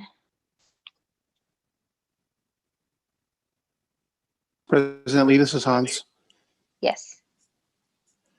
I move to find that Pima Prevention Partnership, hereinafter referred to in this motion as the charter holder, has failed to meet the operational performance expectations set forth in the board's operational performance framework and has violated its charter contract and state and federal law. These failures and violations provide a sufficient basis to issue a notice of intent to revoke the charter holder's contract. However, the board is authorized to exercise its legal discretion with regard to actions taken against the charter holder that is not in compliance with its charter or other obligations to the board and state and federal law. In an effort to bring the charter holder into compliance, the board directs staff to work with legal counsel to develop a consent agreement that addresses the charter holder's non-compliance with the board's operational performance expectations, its charter, and state and federal law. The board further directs staff to bring the consent agreement back to the board for consideration at a subsequent board meeting. If the charter holder chooses not to accept the terms of the consent agreement developed by board staff, then it is the board's decision that the charter holder be placed on a future agenda for a motion to issue a notice of intent to revoke the charter holder's charter contract for the reasons already specified. Thank you, Hans. Is there a second?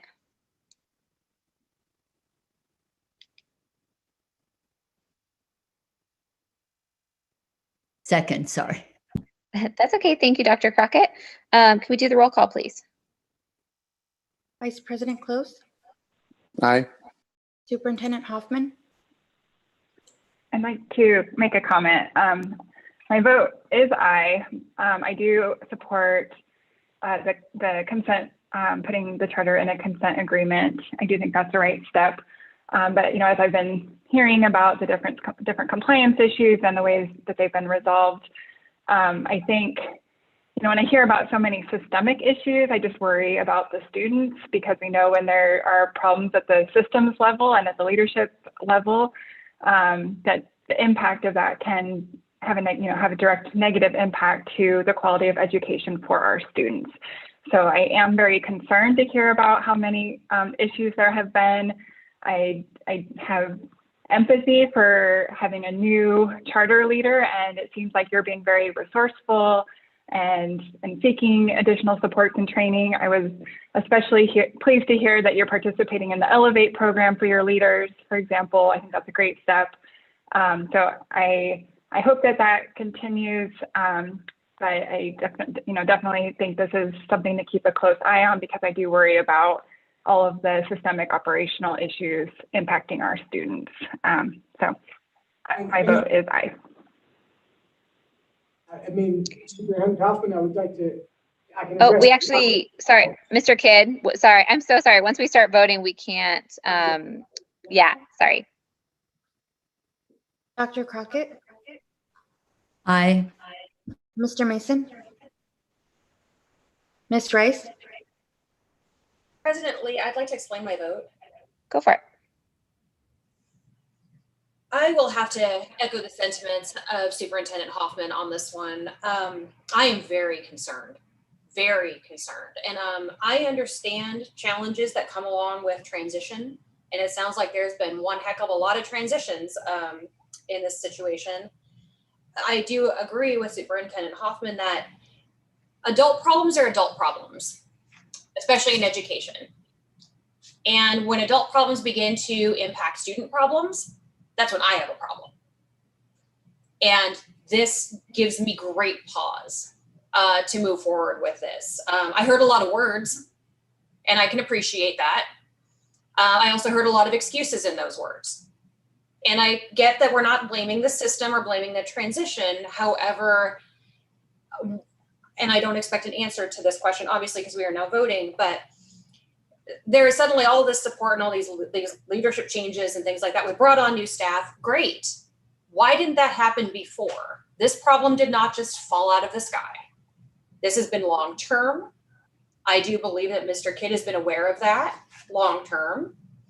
And I have a very difficult time understanding why, until really brought to the very edge with your charter being at risk of being completely revoked,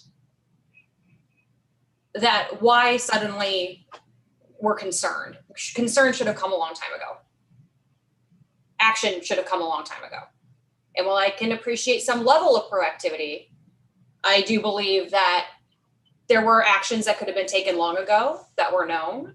And until this situation arose, where you're going to lose everything if we decide so, that now suddenly we have, you know, all these explanations and things like that. So I'm afraid that I am going to have to vote no. Okay, thanks. Yana, Aye. Mr. Swanson, Aye. President Lee, Aye. motion passes unanimously. Just really fast, we have it on record that it wasn't unanimous. Sorry, yes, that was the majority vote. No, okay, all right, perfect. Okay, well, thank you, Mr. Kidd. We look forward to not seeing you here again for these reasons, okay? All right, thank you for being here. Thank you very much. And I will say that, you know, in respect to President Hoffman and Ms. Rice, you know, we do have, we've been in person, we have students, we've had AD come out and do compliance checks and checking our instruction. So I would say come visit and you will see that it's the compliance part on as the adult. All right. Students will be taken care of. Thank you. Okay, thank you, Mr. Kidd. All right. Okay, Joanna, next school I believe we have up is Yuma Private Industry Council. Yuma Private Industry Council Incorporated received an overall rating for fiscal year 2021 of does not meet the board's operational performance standard due to having 6 of the 9 operational performance framework measures being rated does not meet standard. The charter holder was granted a 20-year renewal charter in 2010. The charter holder operates one school, Educational Opportunity Center, serving grades 9 through 12 in Yuma, and is designated as an alternative school by the Arizona Department of Education. Board staff conducted an integral desk review of the school on December 10, 2020. Upon review of the documentation submitted by the charter holder, board staff identified multiple compliance issues leading to marking the charter holder's operational dashboard and requiring submissions to bring the charter holder into compliance. The issues identified deficiencies in open meeting law compliance, operational safety, mission statement alignment with the charter contract, statutorily required teacher salary posting, and policies related to enrollment, attendance, and discipline. Outside of the issues identified during the integral desk review, the charter holder was also out of compliance due to the timely submission of required amendments to maintain the alignment of its school governing body. Representatives from the school are here to address the board and or answer any questions. Do you have any questions for me? Board members, are there any questions for Joanna? Okay, if not, then is there a representative from the charter? If so, if you could unmute yourself at this time, state your name for the record and any statement you'd like to give. Good morning, staff and board members. My name is Brian Grossenberg, principal of the Educational Opportunity Center, which is a school run under the charter of Yuma Private Industry Council. As Assistant Director Medina stated, we had issues relating back to our board meeting minutes, enrollment forms, handbook, website, and facility inspections. As she also stated, we brought all those issues into compliance. However, we were concerned that we don't want to see these issues arise again. So we made some system changes in how we operate those elements. In regarding to board meeting minutes, we now have a recording practice that includes adding when a board member enters a board meeting, that the time that the board member enters the meeting is recorded in the minutes. And then also we've implemented a collective review of our minutes that gets logged that the board minutes have been reviewed by more than one person. And so that log would be available in the future for review by charter board staff. In enrollment forms, again, we brought everything into compliance with our enrollment forms. However, we're still concerned that changes to the enrollment forms may happen in the future. So we want to eliminate any change that can be made unintentionally. So one of the things that we have done is we have locked the electronic versions of our enrollment forms so they cannot be adjusted unless there is prior approval. And also in the May of each academic year, our school's going to have our legal counsel review those compliance forms and our enrollment documents. We'll submit the review to the charter board staff to ensure that that activity was implemented. In addition to the enrollment forms, we'll reconcile all our enrollment documents against any publications disseminated by the Arizona State Board of Charter Schools. We recently became aware of that you do have a publication that guides charter schools for evaluating their enrollment practices and forms. So we'll be continually doing that in the future. School leadership will always access our state level resources of our charter association and our charter staff to ensure that our enrollment forms continue to meet guidelines. And again, any changes that are going to be presented to be made with the enrollment form must receive some type of state level or legal counsel approval before that change is implemented. And then when we talk about our handbook, it kind of follows the same system changes. Prior to any change in a handbook, must be reviewed by a state level resource or a legal counsel. The handbook has been locked, so no changes to the handbook can be made from its electronic version. We'll review that handbook annually to ensure that no changes have been made without approval. And again, we have a log that accompanies any changes that are made. So we'll be able to go back and see when a change was implemented. We've assigned agency staff to evaluate changes that are proposed to be made to the handbook. And school leadership has established a calendar to review the book and a chain of custody that documents when that changes were made in the handbook. In regards to the school website, we continue to access state and level resources to stay aware of required website information. We found through the interval review that there is a section in your charter documents that actually states what information should be presented on the homepage of each charter school. And we're continually evaluating to make sure that we're in that framework and we log when that evaluation occurs. With regards to facility and inspections, we've implemented a project management system that gives us 30-day notices when things like fire inspections, sprinkler inspections, and that should occur. We've also developed a calendar that also gives us awareness to when those evaluations could occur. We're now keeping facility documents of inspections at the school site, not just at our agency level. So we now have more frequent access to when those dates are available. That concludes the system changes that we've made in regards to these compliance issues. Great, thank you. So I'll let board members, are there any questions?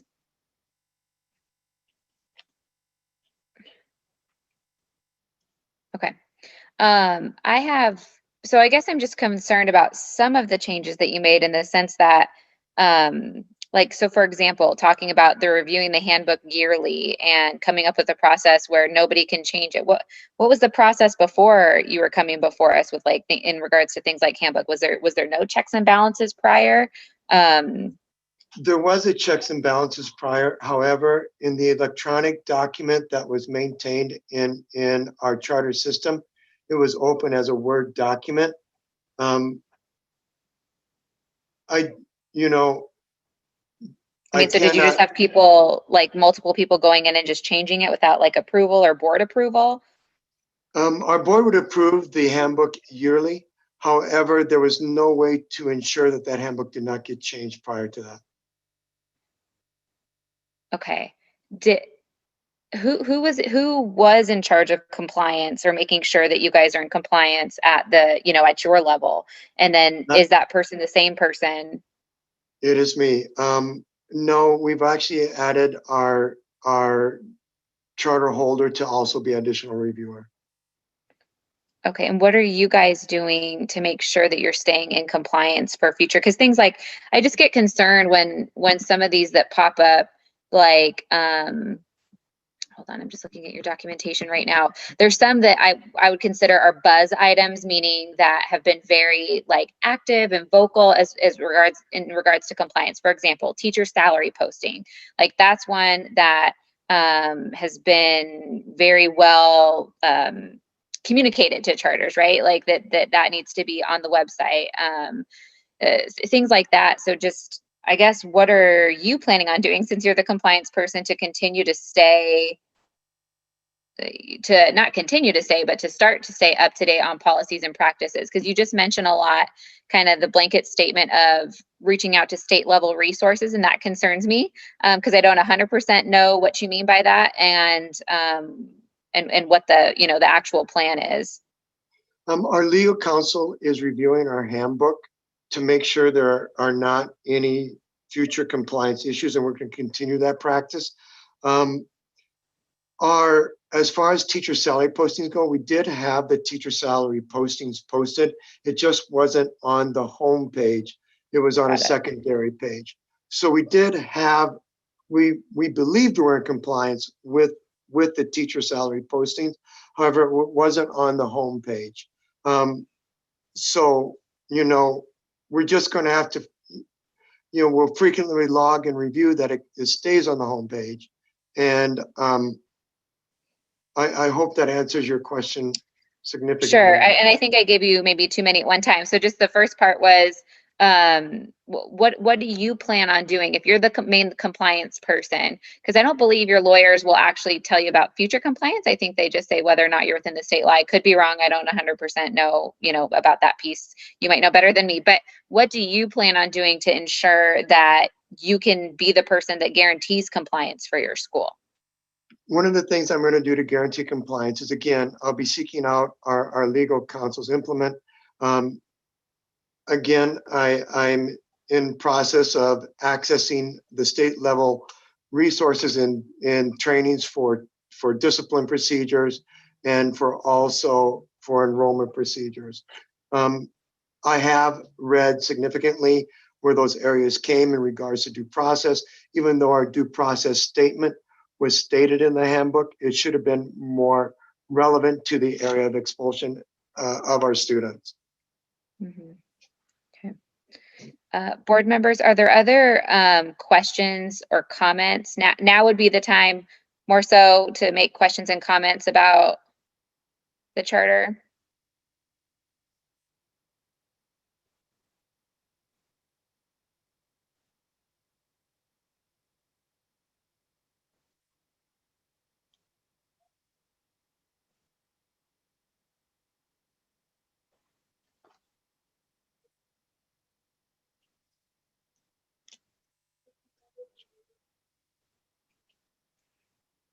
Okay. President Lee, Jim Swanson. Yes, please, Mr. Yes. Sorry for the delay. That's okay. I'm just listening to this, and I don't know how to describe my thoughts other than there's a lot going on here. Right. Unlike the prior school, I just am not getting the sense that it's really all coming together.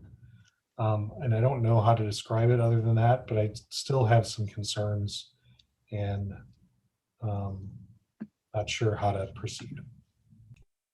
Right, thank you. Yeah, I echo that. That's kind of where I'm at as well. I think, my issues is that there doesn't seem to be a specific targeted plan. It just kind of, there's a lot of reliance on lawyers. And anyway, I echo those thoughts. Board members, are there any other questions or thoughts or opinions?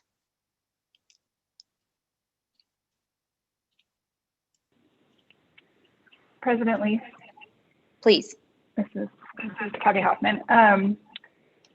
So in reviewing the school, my understanding was that they've been working really well with the charter board staff for bringing their issues into compliance. And so I was, my opinion would be that I was leaning towards supporting the consent agreement. Thank you, Superintendent Hoffman.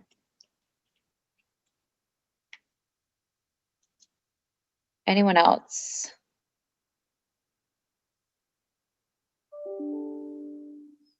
President Lee, this is Hans. Yes, please. I'm with Superintendent Hoffman right now. I'm with you and Board Member Swanson as well, and that I'm ambivalent about the projected ability of the charter holder to consistently achieve what they're saying they want to. But given the fact that I'm not entirely convinced that an intent to revoke would be the best way, I'm probably leaning more toward a consent agreement right now. Okay. Thank you, Hans. Ms. Lee, can I just say, our charter holder is going to take a more active role in the checks and balance system. Mm-hmm. In what capacity specifically do you mean? There'll also be the additional review for ensuring that the handbook and the enrollment forms and the website are maintaining compliance. Mm-hmm. And how do you plan, or the charter holder plan, to stay up to date on what the compliance issues are?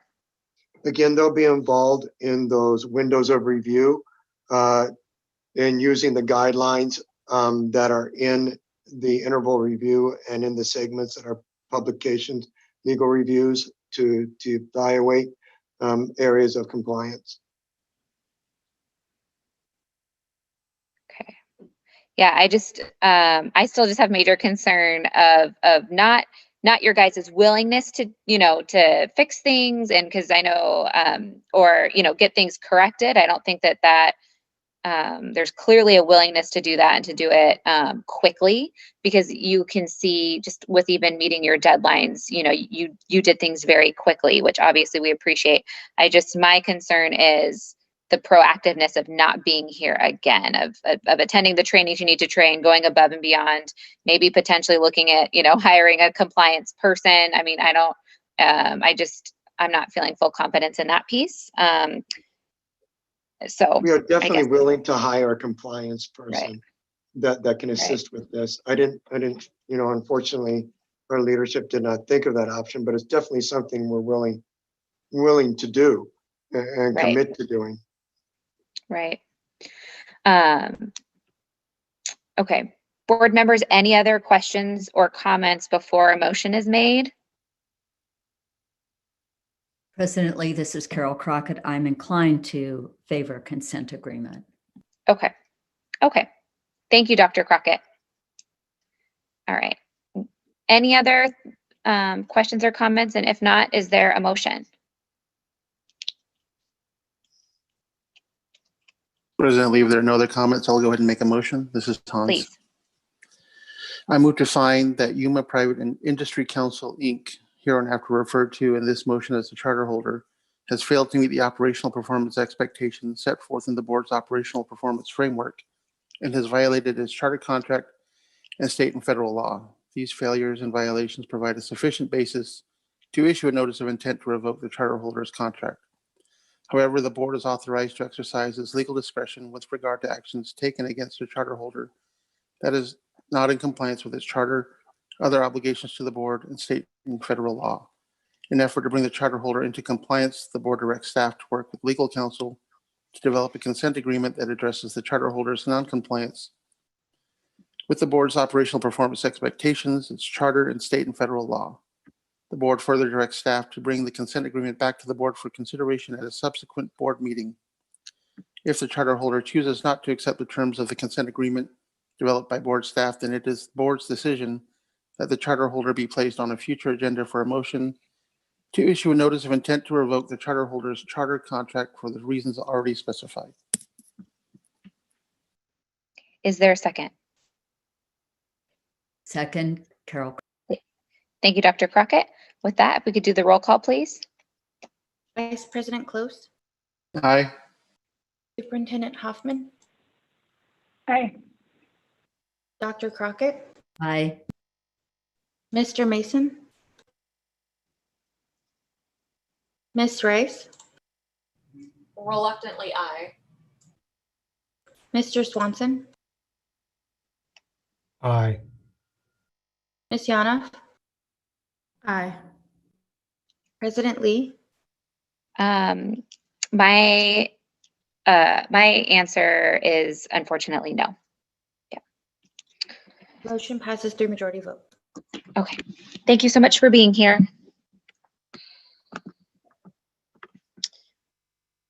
Okay. It looks like we are on to item K, new applications. Rachel. So I'm going to actually introduce items K and L together today. Perfect. So, as part of the new charter application process, staff updates the new charter application and instructions to reflect the upcoming cycle. This year's proposed revisions include technical changes to provide clarity and transparency in the instructions. Additionally, due dates have been updated to reflect the new calendar year, and standards have been adjusted in the curricular documents as is done each year.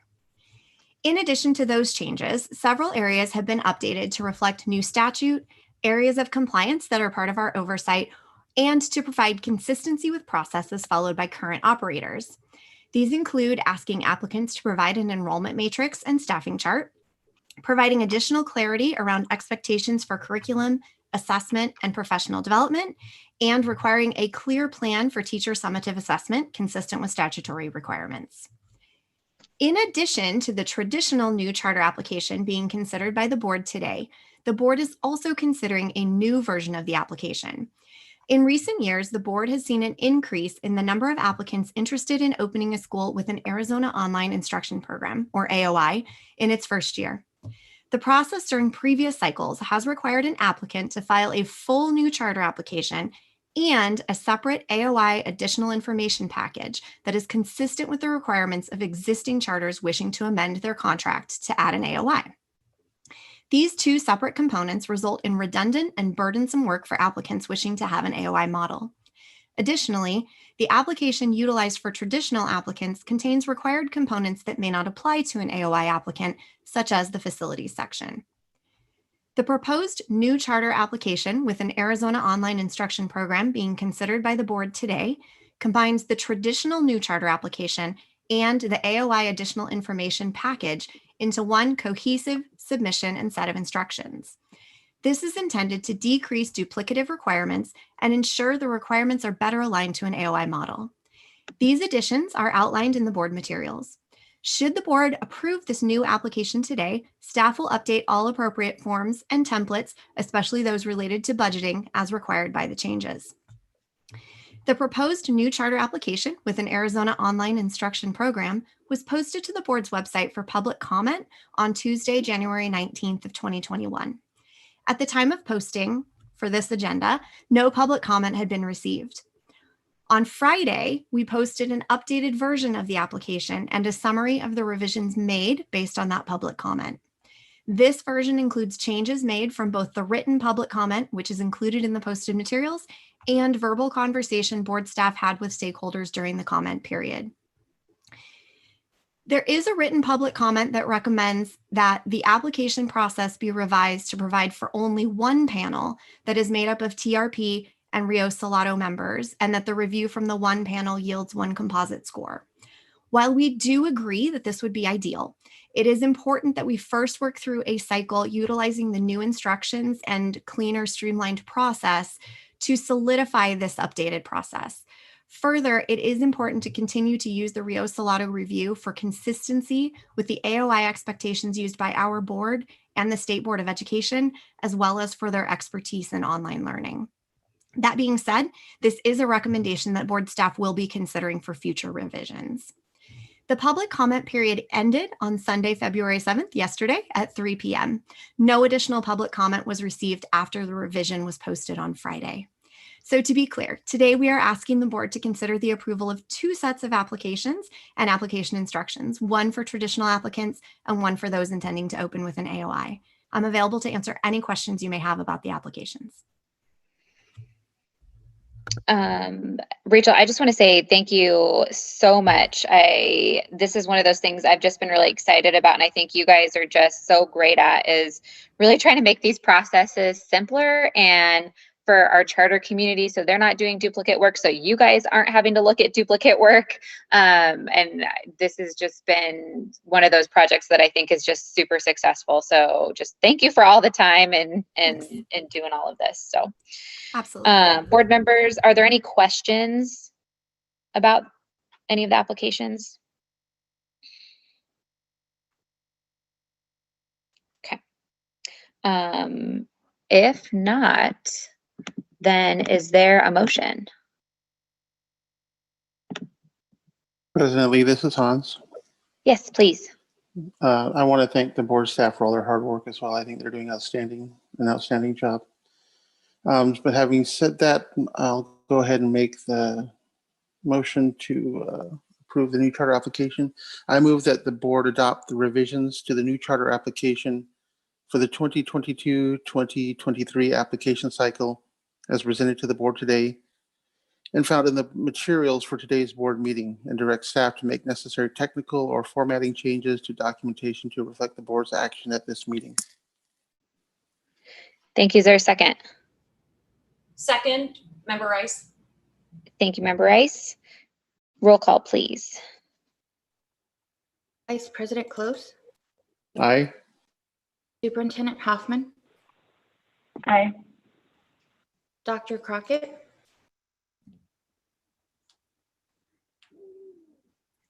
Dr. Crockett, I'm sorry, aye. Mr. Mason, Ms. Rice, Aye. Mr. Swanson, Aye. Ms. Yanov, Aye. President Lee. Aye. Motion passes unanimously. Great. Thank you. Thanks again, guys. And President Lee, we do need a second motion for the For the- creation of the new application. Perfect. Okay. And so, Yeah. Hans? I'm ready to do that, yeah. Mhm. Okay, thank you. I move to approve the creation of an AOI specific new charter application as presented to the board today and found in the materials for today's board meeting, and authorize board staff to make any technical or formatting changes to documentation to reflect the board's action at this meeting. Is there a second? Second, Ms. Rice. Thank you, Ms. Rice. Roll call, please. Vice President Close, Aye. Superintendent Hoffman, Aye.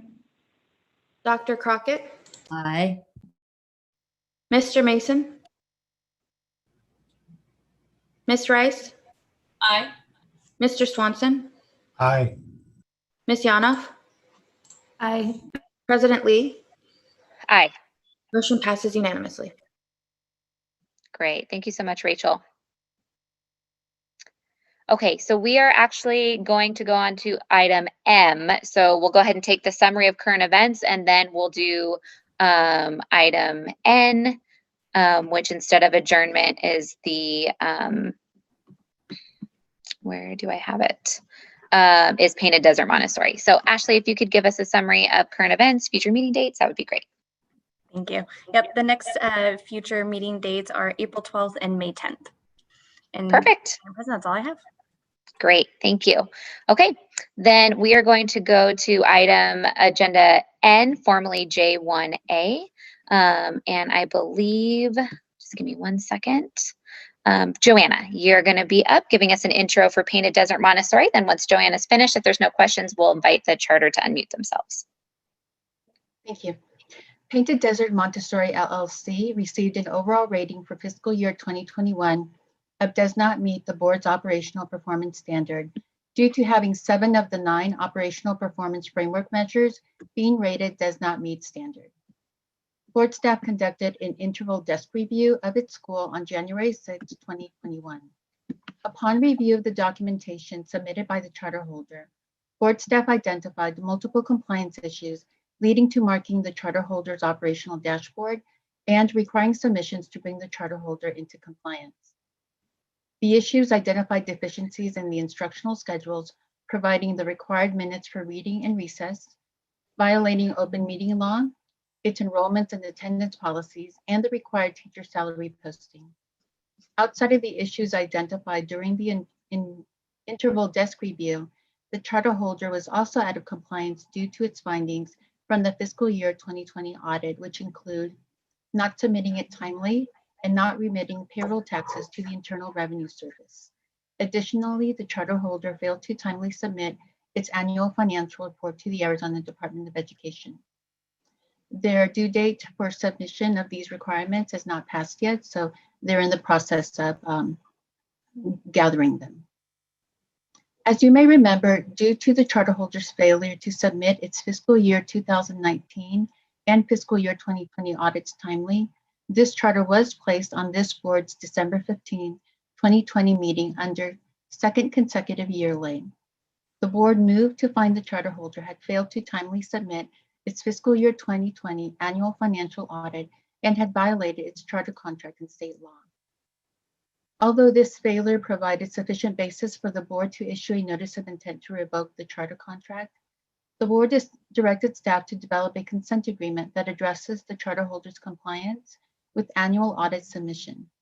The agreement is to be brought back to the board for consideration at a later time. I just have a quick overview of their governance structure and history. Painted Desert LLC is a member-managed LLC located in Buckeye, which was created on May 11, 2015, for the purpose of operating a charter school with two founding directors, Frank Yanez and Jesse Beebe. Since the creation of the domestic LLC, the members and managers have changed and include individuals not currently approved by this board. The charter holders' corporate board members approved by this board and on file with ASBCS online list Frank Yanez and Elaine Yanez. Board staff has received documentation that indicates the membership/ownership interest in Painted Desert Montessori LLC was sold and transferred to Mana 7 Charities as of December 30th, 2019, and all rights in the LLC were transferred immediately upon execution of a written agreement at that time. The charter holder submitted a charter holder governance amendment request on November 4, 2020, and the request was reviewed and deemed administratively complete. There has not been a substantive review of the submission due to this board's approval of the change in charter contract amendment at its December 15, 2020 meeting. The charter holder will be submitting the change in charter control amendment request to replace its previous submission. As currently stated in the Articles of Amendment on file with the Arizona Corporation Commission, received February 11, 2020, Elaine Yanez was removed as a member and Mana 7 Charities was added as a member. Frank Yanez was removed as manager and Angela Hansen was added as a manager. The most recent filing received by the AEC on September 24, 2020 is an Articles of Amendment to Articles of Organization and lists the following: Mana 7 Charities as a member, Angela Hansen as a manager, and William Brown as a manager, whom took office on August 26, 2020. Ms. Beebe was removed from the LLC on July 24, 2017. Mr. William Brown has been approved by this board as the charter representative for the charter at its October 30th, 2020 meeting, and is here to address the board and or answer any questions. Great. Thank you so much, Joanna. Okay, so it sounds like there is a charter representative. If at this time, if you would please unmute yourself, state your name for the record and any statement you would like to make. Good morning. My name is William Brown. I am the charter representative for Painted Desert Montessori. Also on this call is Angela Hansen. She is the Painted Desert Board Chair and will be speaking on behalf of the charter holder. With that, I'd like to turn this over to Ms. Hansen. Please. Thank you, Mr. Brown. President Lee, Superintendent Hoffman, and members of the board, thank you so much for the time that we have to come before you. We are grateful for this opportunity. I just wanted to, if you're okay, give you a brief history of how we got here and the plans that we have put in place going forward to address the compliance concerns. In about October of 2019, the former owner of Painted Desert Montessori LLC contacted me because of some help that he needed with his charter, mainly because it was not a nonprofit organization, and wanted to understand the best way to help with the nonprofit. And we had numerous discussions about how that could happen, and if he wanted to, because it's a for-profit and it's an LLC, that we could use our nonprofit to help him out. In December of 2019, it was determined that he did need that help. And so we did take over the LLC at that time.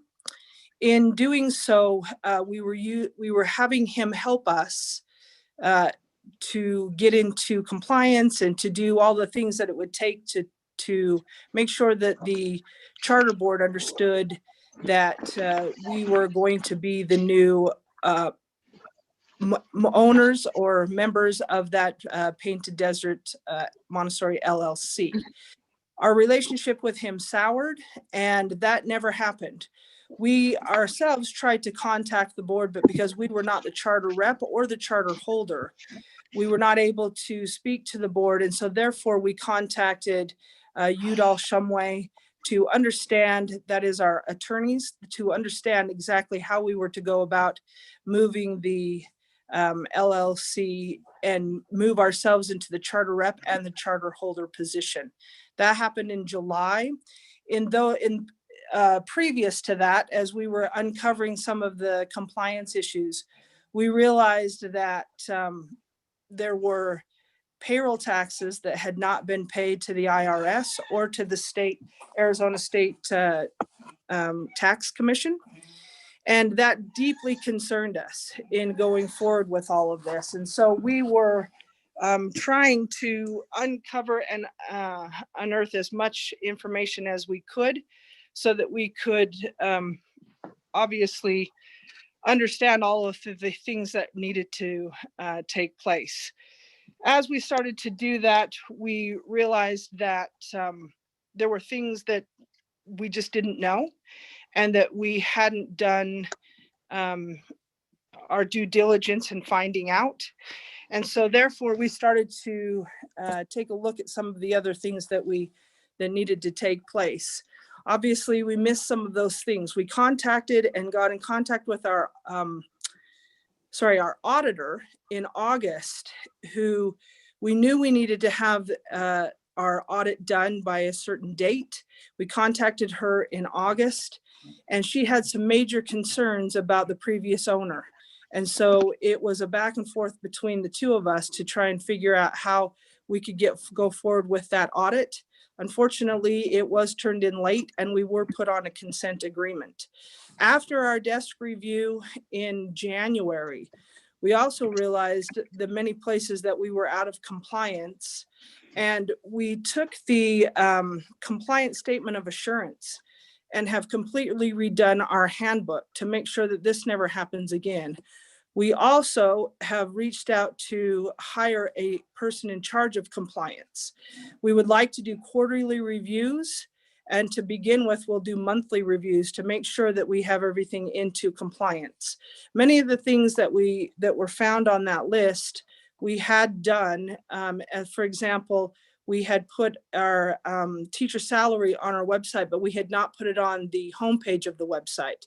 Those are things that a compliance officer or a person in charge of compliance should be able to let us know that those things were not done correctly, and that we need to get them into compliance. And so those are the things that we look forward to. We're actually very grateful to the staff, because the staff has helped us out tremendously to understand the things that need to be done. All of the findings that were found, we are working on or have found and put into compliance, and we'll be submitting before the due date.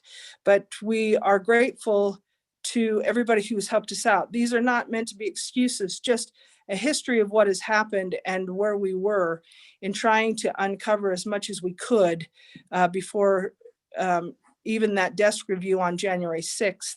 But obviously, in coming before you, we want to make sure that we are doing everything we can to be in compliance, because we would like the best education we can for these students.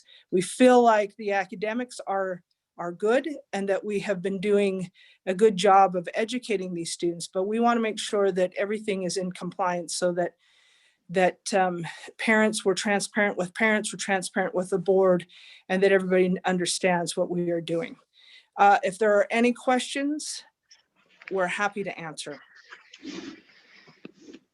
All right, board members, are there any questions? President Lee? Yes, please. Swanson. This is a continuation of issues we have, and I actually have some really significant concerns about what's going on here. One is, from the description of the school representative, and I'm not saying charter holder for a specific reason, because they're not, or it doesn't appear they are. There was a transfer of the school without this board approving it or knowing about it, it appears. And I don't know how the kids in this school, we can ensure their safety or their education or anything around it. And this is the continuation of the issue that we're going to have when original charter holders are either retiring or moving on or have lost interest. In my mind, given all the things that were going on, this should have been perhaps a charter that should have just been returned or closed down or something. So I haven't really felt like I got any answers to those issues, and I'm really concerned. Yeah, thank you, Member Swanson, for those comments. And I agree with you. I think there are major issues. I'm not convinced that, and you are correct, that they are not the current charter holder. They did, I believe, they are in the process, I believe, or will be in the process of submitting that. However, it's definitely past the fact. Beyond that, I have concerns. FACE scores are terrible. I know that's not what we're looking at necessarily today, but I think it's something to note. Proficiency scores are terrible, because I think it's, other members have made comments today about, when the infrastructure is not solid, it affects students. And this is where it's so clearly, affecting student achievement. And I have concerns that there's no plan in place, right, to stay in compliance moving forward, as well as just the history of incompliance with major issues. So, board members, are there any other questions or opinions or thoughts? Presently, this is Ashley. Really quick, I just want to make sure there is a clarification that the new members did reach out to the board earlier this year, and board staff has been working with them. There has been lots of moving parts to this transition. So board staff did develop a change in charter control amendment request that was just approved last December by the board. And additionally, these new members have submitted a change in charter governance request that has currently been placed on hold until this consideration is complete today. Right. Thank you, Ashley. You're welcome. Board members, any other questions or concerns? President Lee, this is Ms. Rice. Please. One, I want to thank Ashley for that clarification. I do always appreciate, getting a as broad a picture as we possibly can. So thank you for that insight. However, even with given that insight, I do echo the sentiments of President Lee and Mr. Swanson. I am quite concerned about the impact on the students, and they're the whole reason why we're here. So that just wanted to add that as we consider what to do with Painted Desert. Right. Yeah, I guess maybe because there's one thing I know that there's been struggles with changing in leadership, et cetera, but what was concerning is that some of these violations are violations that were under you guys, under the new leadership, right? For lack of being the official leadership. And so, without the fact that you didn't have a compliance person and that you're looking to hire one, it just seems a lot of cart before the horse. The audits being late under your guys' leadership, the move on when reading minutes and the schedule, like these are very basic Arizona, requirements, the recess requirement, all the schedules and things were built under the new leadership. And so I just have, I just have major concerns. So. May I address that? Yeah. Sorry. So Please. The move on, all of the compliance issues that you're talking about were actually under the previous ownership, and you are correct. We did not catch those. So we will take full responsibility for not catching those, but those were in place long before we took over the charter. Now, I don't know if that helps at all, but I just want to make that clear.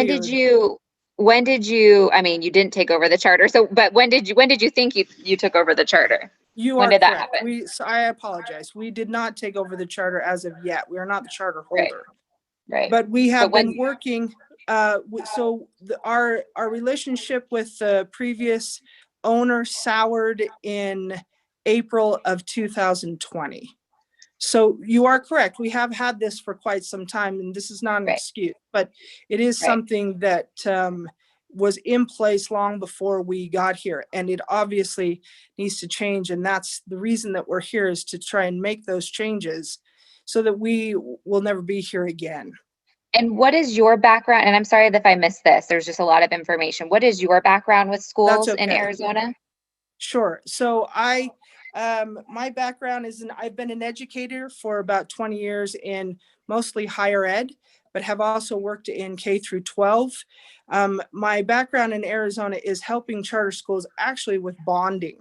So we have worked in Arizona with the bonders and worked a little bit with schools that have had some enrollment problems and that we needed to come in and work with. And so that's my background. I do have a residency in Arizona, so I am there. Sure. And who on your team is in charge of compliance? It just, because I understand, like, I can just imagine, taking over a charter, the first thing I do would be verifying schedules, making sure we're in compliance with things. I mean, and we do that. I know my charter, does that every year, even though we're an established charter, right? We still have to make sure principals are doing what they're supposed, they don't always know the rules, right? But it's our compliance person's job to know the rules and verify principal schedules. So why weren't any of those measures set up in place?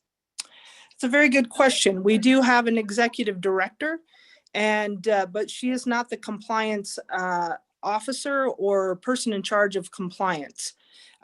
We believed we were uncovering all of the compliance issues, and therefore it was sort of a collective effort to make sure we were in compliance. But clearly, what we needed to have was somebody who understood compliance in Arizona succinctly and specifically, and that just was not done.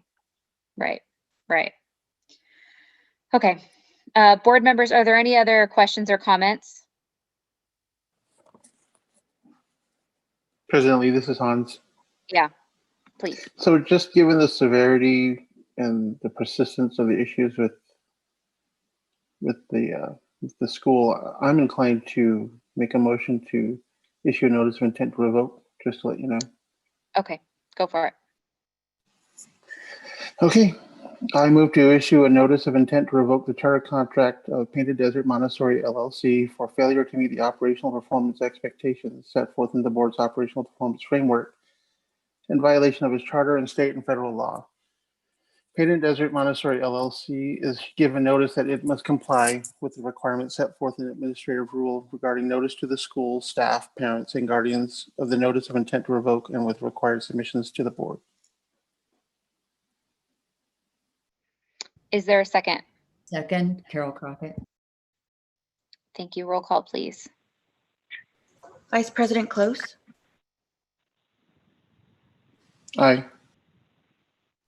Superintendent Hoffman, Aye. Dr. Crockett, Aye. Mr. Mason,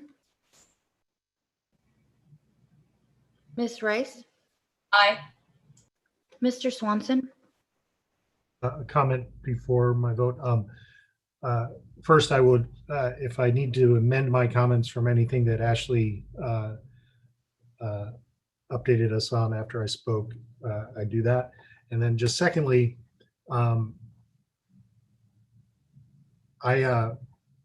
this board and staff needs to watch for this issue across all of our charters. And then I just am asking a question, why isn't the charter holder actually here speaking today? And with that, I vote aye. Ms. Yanoff, Aye. President Lee, Aye. motion passes unanimously. All right, thank you.